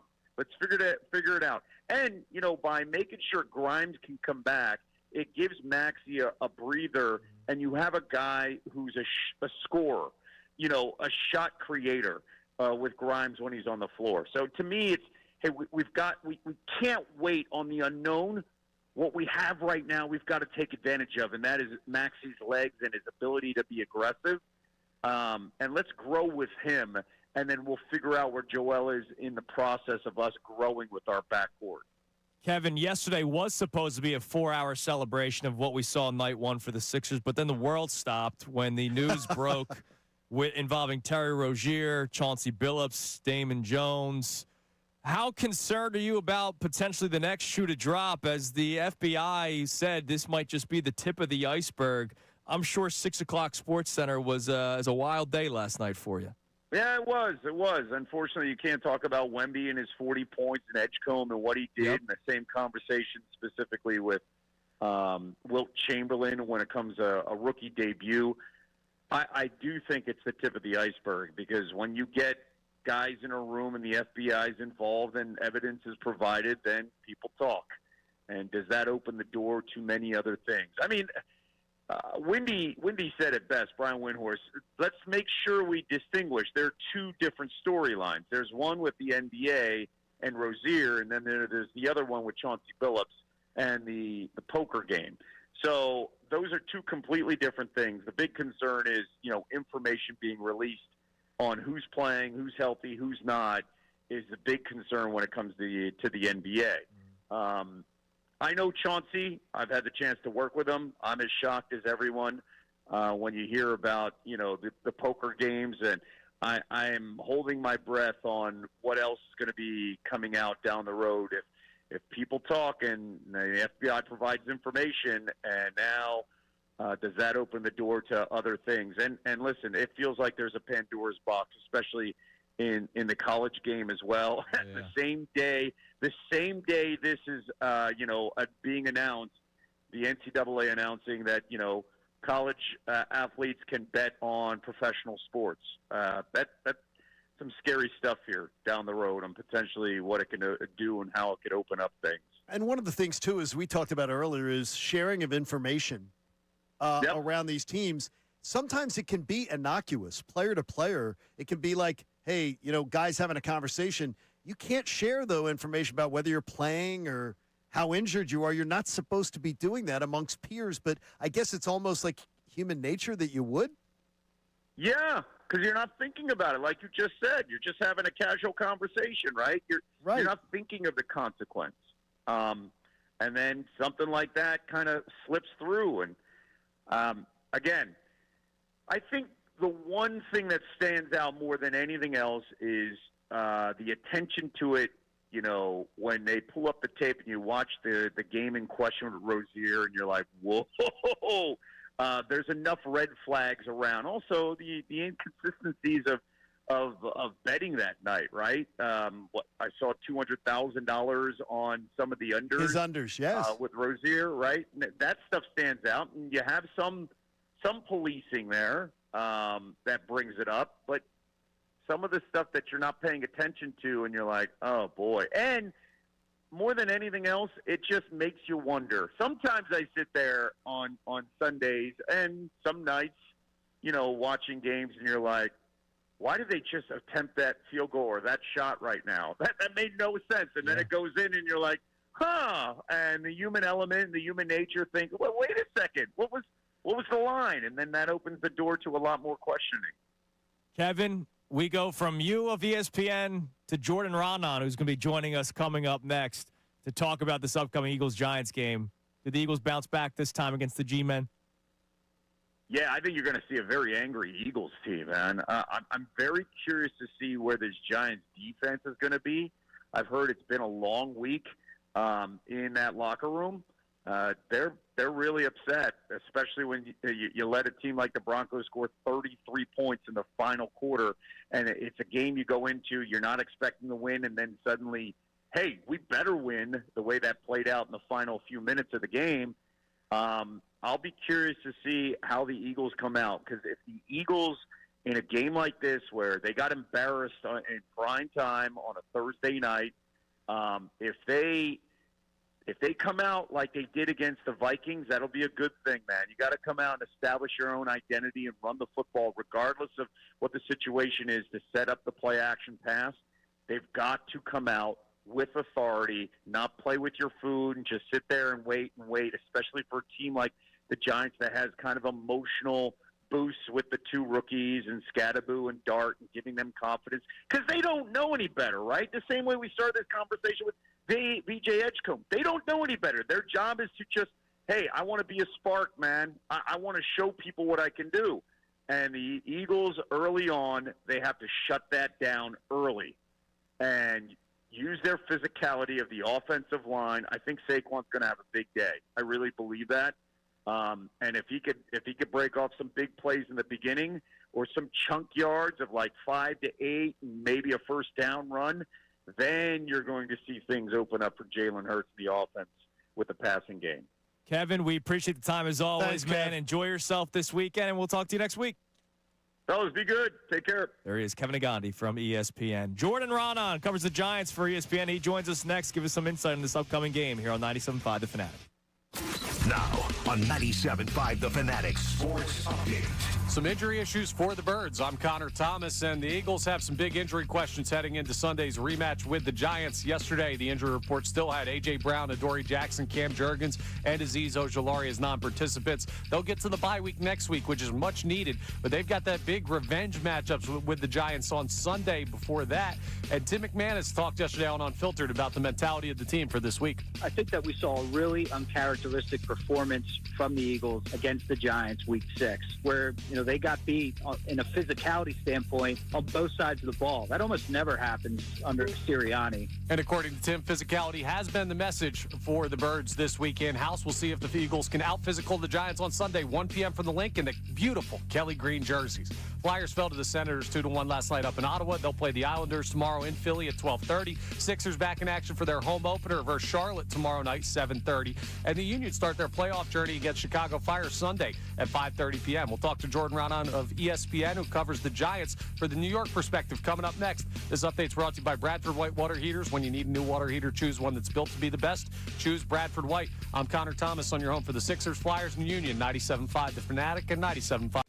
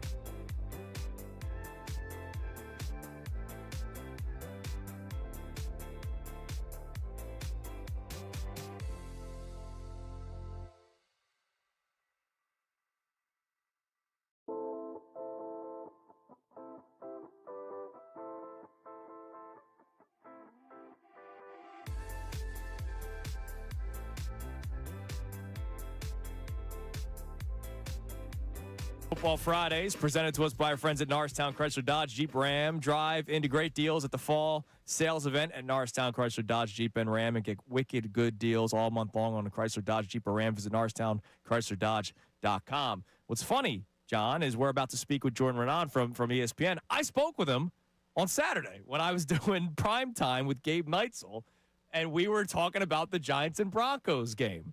And it's amazing. Jordan, if you remember, I asked you, what's the vibes like in the Giants locker room after those wins and the turnover to Jackson Dart and Cam Scatterbo? And then all of a sudden they gave up 30-plus points to the Broncos in the fourth quarter. How much did that fourth quarter collapse impact that team? Yeah, hey, guys, what's going on? I mean, it definitely was a tough week, and I think the Giants had to look internally and answer a lot of questions on the defensive side for sure, such as why was Dexter Lawrence not on the field on the final possession, stuff like that. Do they have confidence in their defensive coordinator? So there's been a lot of questions surrounding the team over the last week, and in a way it's like, all right, we've seen this before. Is this just the same Giants team? They're going to crumble when they need it. But I think when you look at guys like Jackson Dart and Cam Scatterbo, they've been adamant about, okay, we haven't been part of these problems of the past. Like, we're still doing good things here. We had a chance to win in Denver, which in years past, they would have gotten blown out in a situation like that. So I think while the loss on its own was demoralizing, I think this team in general is in a better spot than they have been in years. Jordan, when you talk about the head coach who's been there and he's been under a lot of fire, and he comes back and he gets another opportunity and he puts Dart in there early, have you seen a different approach by the head coach, or is this the same guy? He just now has a guy that he's working with well. Yeah, I think that's really it. I mean, this is his guy. He feels more comfortable. He likes the idea that his quarterback can run around and make plays off script. And I think this is just more towards what he was hoping to have with his offense. Now, at the same time, you're seeing a lot of the same problems of him. I mean, even when this really exemplifies Brian Daboll's tenure so far. Even when they had that great win against the Eagles, right? For the Giants, they hadn't beat the Eagles in forever. They'd lost 8 straight division games. They're getting their teeth kicked in left and right in the division. They finally win a game on Thursday night. The whole entire nation is watching. And then Brian Daboll personally goes and ruins it for himself by going into the blue tent, poking his head in, getting caught yelling at the team doctor. The next day, the owner has to go, and basically the owner, who, by the way, has been fighting for player health and safety and big on the concussion stuff, has to release a statement saying, it was wrong, we're sorry, we'll take any penalties that happen. So that kind of exemplifies the Brian Daboll situation where even when they do right, it kind of gets ruined, and he's basically sitting here, games like last week again, now pile it up on the resume. He's fighting for his job while simultaneously trying to develop Jackson Dart, which is his best chance to keep his job, is saying, look what I'm doing with Jackson Dart. So there's really 2 agendas fighting against each other here. Jordan Renan joins us here on the Comcast Business Hotline, covers the Giants for ESPN NFL Nation. Jordan, I remember you back at the NJ.com days, man. So it's great, wow. great having you on. We've been talking. The ironic part, it was me and Elliot Shore Parks. We started the Philly version of NJ.com. I was only there for 6 games, but only 6 games. But it was a great 6 games from you, Jordan. So, Jordan, we've been talking about the Eagles' offense and how last week the passing attack finally opened up a little bit, which we're wondering, could that eventually help Saquon Barkley and the rushing attack? But we're wondering, will the Giants double down on what the league has been doing this year, load the box, stop Saquon, see if Jalen Hurts can beat us? I think so. If the Giants don't, they're very susceptible to the run. They've been better in recent weeks, but that's still the weakness of this defense. I'm surprised the Eagles couldn't have more. Remember the first 2 plays of that game too. I think Saquon went for 31 yards in 2 plays, and then that was kind of it for the rest of the game. I would expect them to try and do that and try and constantly do that throughout the game, and then try and hit big plays off of it. Because this Giants defense, while even though they're going to be putting their attention there, that's where you can really take advantage of them. I mean, you don't want to go back and start passing because that's when their pass rush can do damage, and they have some really good high-end pass rushers. So you're playing into their hands if you decide, you know what? Well, and by the way, their secondary has holes and is really short-handed too. And you're like, well, we want to take advantage of their secondary. That's when you put yourself at risk of their defensive line, however, doing damage. The Giants really had a lot of fun as an organization with that win. A lot of the social media stuff and everything. You think the Eagles might have taken notice? I do. I mean, when buy Kayvon Eagles, Thibodeau, buy, and all that kind of stuff, and there was a lot of. Kayvon Thibodeau threw "F the Eagles" out there, and it was like, I mean, I definitely don't think the Eagles just ignored that for sure. I think they keep that in the back of their mind, and I mean, just the way I think they were a little bit of probably. I mean, you guys would know better than I would. I'm just looking at it from a distance. I would think that they were a little embarrassed by that they lost to the Giants. So, the perception of the Giants going into that game was, they'll just run over the Giants. So I do think that'll play a little bit of factor. And you know what? At the very least, for the Eagles, you would think they would come into this game and they would be like, well, we got to take this team seriously. We already lost to them. Like they already beat us. Now, it's going to be a different story. It's in Philadelphia. Giants haven't won a road game this year. I know Quinyon Mitchell and Jalen Carter didn't really play last time. So I expect the game to go a little bit differently than it did last time. But as long as Jackson Dart's on the field, I feel like because of his legs, because of his ability to make plays off script, it at least gives the Giants a chance, even against good teams. Jordan, I was shocked when I saw your tweet yesterday. It's been almost a month, and Malik Neighbors still has not had the surgery on his torn ACL. Can you give us some insight on that? Yeah, it doesn't seem to be anything like serious or out of the ordinary. They know they have time here. He's had other injuries as well, like he was dealing with a toe and a shoulder problem as well. So I think they're just letting him heal up in general. And then there's also this idea in this new age, like you let the swelling go down, you build it's called prehab. You basically build up the muscles around it. You've seen it before, so I wouldn't be. It's not that surprising, but it's coming soon. He'll have the surgery. I don't think there's anything, at least that I know of, that's wrong at this point. All right, Jordan, listen, man, enjoy yourself Jordan. on Sunday. We appreciate you coming on today. I'll see you Sunday. And keep up the great work. Take care, man. All right, guys. Look forward to it. Have a great show. There he is, Jordan Renan on the Comcast Business Hotline. Yeah, the NJ.com days. That also 6 days. He's 6 days. I think he was overtaken by Matt Lombardo, if I'm not mistaken. So him and Elliott were 6 weeks together. I guess. Look at them now. Whatever happened to that Elliott kid? And then Jordan started covering the Giants for NJ.com, and then makes his way over to the network at ESPN. I would see Jordan at many a Super Bowl. Really good dude, and does really good work.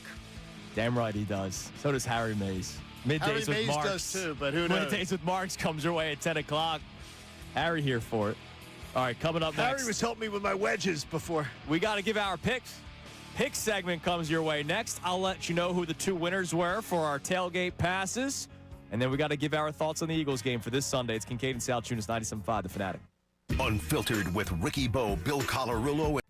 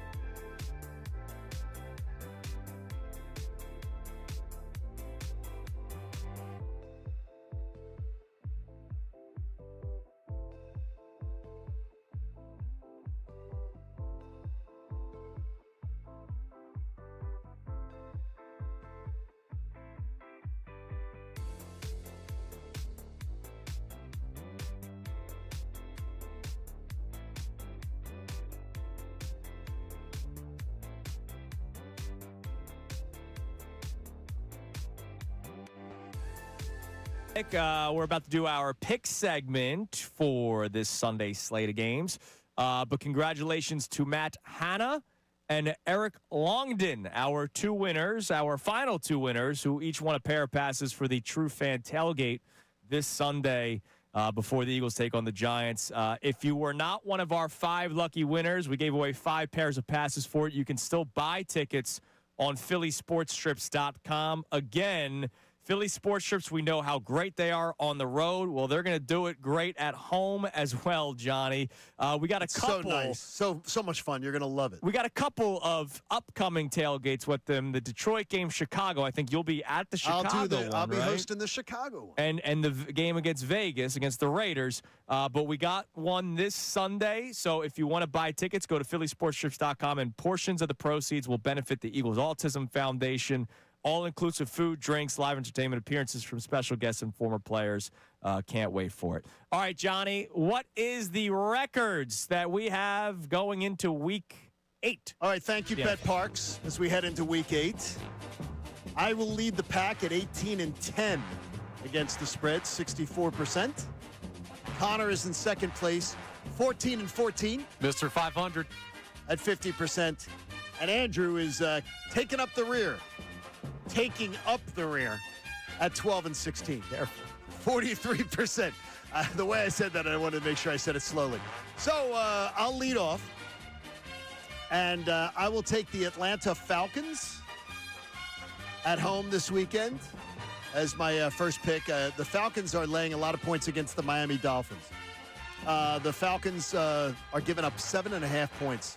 I hate giving up 7 in the hook, but I think the Dolphins are quitters, and I think they're ready to quit, but the organization just won't quit on Mike McDaniel. Falcons minus 7.5. They're coming off that loss at San Francisco on Sunday night. I like the Eagles-Giants game over 43.5. So I'm going over in that one. 44 total points need to be scored for me to be the winner. I feel comfortable with that. I think the Eagles put 30-something on the board, so Giants will contribute their part to the equation. Then I'll go to the Buccaneers. The Tampa Bay Buccaneers laying 4.5 points on the road against the Saints. Saints and Buccaneers is usually a very tight game, by the way. It seems like a low spread. It's usually a field goal game, or the Saints have caused them problems. I think the Bucs also will be looking to make a statement coming off a tough Monday night loss. Lay the 4.5 points there. And the one that will shock the boys, I will take the Texans against the 49ers. I will lay the points with the Texans at home against the San Francisco 49ers. Texans laying 2.5 at home. I love the Texans against the 49ers on Sunday. All right, so say them one more time. Falcons minus 7.5. Eagles Giants over 43.5. Bucks minus 4.5. Texans minus 2.5. Chauncey Billups texted me last night. He loves all my picks. All right, Connor, go ahead, sir. We're going to Carolina because the Panthers have been red hot. They've won 3 straight. And this week they got the Bills coming off a bye. And the Bills lost 2 heading into the bye. It's Bills minus 7.5. It was always Bills minus 7.5. I love that pick. Bucks, I'm also taking them, giving the 4.5 on the road in New Orleans, simply because the Saints stink. The Packers, I'm taking them minus 3 on the road in Pittsburgh in a potential Aaron Rodgers revenge game. How much is it? Packers minus 3. Okay. Because, I don't know, it feels like... those Packers are going to get you. I'll stay with them. The Cardinals last week you went against it. You guys are the ones that were all packed up earlier on in the season. I won that bet last week with the Packers. Packers minus 3 at Pittsburgh. And then I'm taking a Emeka Egbuka anytime touchdown scorer for Tampa because everybody is dead. He's got to score at New Orleans. And Coming New Orleans off an can't injury. cover anybody. Yeah, there you go. I'm going quadruple props this week, boys. What? Quadruple. Are they all negative props? I still don't understand where he's coming from with that. You don't understand? I'll explain to you. Go on. Let's go with the props. All right, so, okay, let me start with Jonathan Taylor's over-under of rushing yards is 100.5. That's good. The over-under. Over is minus 114. Under is minus 114. So what am I supposed to do? Not bet it? Because both, it's the same. Like, that's where I get confused by. Well, the plus. No, because if you went Jonathan Taylor anytime touchdown scorer. Yeah, like, the minuses is what it is. It's picking favorites. Anyway, your picks, Andrew. Just give the picks. Okay. Jonathan Taylor, over 105 rushing yards. Derrick Henry. It's been a rough year. But Lamar's back. Maybe. Lamar will help Derrick Henry. Derrick Henry over 90.5 rushing yards. Drake May. Over 1.5 touchdown passes. Ooh. And that's tasty. I like your pick for the Bills. But I'm going to give a prop from it, like I said. The Panthers will be losing, so that means Andy Dalton's got to throw. Andy Dalton, in place of the injured Bryce Young, over 208.5 passing yards. Those are my 4 props. I'm going to be honest, that's just how I figured out Andy Dalton was playing in that game. I did not know he was playing in the game either. Bryce Young got hurt last week, guys. Oh, I knew he was hurt. I knew he got in. I didn't know he was out, though. Oh, my gosh. Andy Dalton was there. Andy Dalton. There's must-see TV. Yeah, man. There's a lot worse options you can go to. Oh, yeah. Plus, he's got Tet. He's got Rico out of the backfield. He's got Xavier Leggett. Eating raccoon. What, they scored 13 points last week? Yeah, but against the Jets? All that matters is passing yards, brother. That is all that matters. All right, those are our picks. That is all that matters. Thanks to Bet Parks. Yes. Thank you as always. All right, so Eagles-Giants this Sunday. The line for the Eagles game, none of us had the Eagles line. You had the total in your picks. Yeah, over 43.5. The Eagles just aren't trustworthy right now for me to bet like a 7.5 point spread. They're just not. And it's a big number, so the Giants could have a late garbage touchdown. Sure. And it's like that, but the Eagles are going to win this game on Sunday. All right, and it's strange to say it so confidently, considering I said it so confidently the last time they played the Giants, and then it was like the worst day of my life when the Phillies got eliminated from the playoffs. And then I couldn't even turn to the Eagles game for happiness. No, I turned to the Eagles game for more misery when they were getting spanked by the Giants on a Thursday night. But for all the reasons we've been talking about, Johnny, there was a lot of smack talk coming from that team. And it was almost like they won their Super Bowl. And the Eagles are going to be like, all right, well, we're playing you again, and this time it's at home. So I like the Eagles to win this game. I can't really think of a score because – does the Eagles? You got to come some score. Does the Eagles offense put up 30 or do they put up 20? Let me ask you: have you predicted a score right this year? Nobody does. So then what's wrong with just guessing one? All right, fine. I'll go Eagles 27, Giants 17. I don't know. 27-17. I think it's going to be that would cover. Yeah, I think it's going to be a tighter game early, a lopsided game late. So anything as far as the Eagles' offense is going to carry the day. There's going to be a renewed running attack, and you will see Saquon have some good have his moments. I love the Eagles on Sunday. I'll go 30-13. All right. Wow. Yep. And 30. I got looked at for crazy route talk earlier on in the week. How about 30-17, something like that, something along those lines. 30-17. Right. I'm going Eagles 29, Giants 16. The route's on. This is a prove-it game. I don't care who's healthy. I don't care who you're playing against. You're beating the brakes off of those Giants. You know what's crazy? So I was curious. We did our K&A parlay of the day, which will be on our socials. All right. So I don't want to give up too much, but I will tell you, Saquon Barkley I have as an anytime touchdown. Do you know what his odds are for an anytime touchdown? No. Plus 140. Take a guess. Minus 105. It is minus. Really? Yeah, because it's a negative thing. There's but minus 155? Yeah, because it's really obvious that he's going to get a touchdown. It's really hasn't been obvious this year. No, but it's a Giant game. Yeah, the Giants are one of the worst. Last time he played them, the Giants are one of the worst rush teams. Wasn't really obvious the last time they played them. Okay, here's what I'm not understanding is when I say to you about negative props, you look at me like it's not, like you don't understand why it's really easy picking negative prop bets. Like you look at me like I'm speaking hieroglyphics. If you pick prop bets and you pick, I'm picking this as my bet of the week, and it's a negative prop bet, and it's like negative 115, negative 120, you're picking a really easy favored You bet. think negative 115 that's right around even? You think that's easy? No, 105 was really even. They take out the big. So it's like 115, 120? Yes, that's an easier bet. That is. You think so? Yeah. No, it is. See, by parameter, that's what it is. Oh, we're almost out. All right, tell us about life-saving cancer. Hey, go to the Davis CPA group is awesome if they've ever get back from Ireland. Make a donation to the American Association for Cancer Research. Go to 975thefanatic.com/AACR because cancer research saves lives. Middays with Marks next with Harry Mays as well here on 97.5 The Fanatic. Now on 97.5 The Fanatic Sports Update. A big rematch for the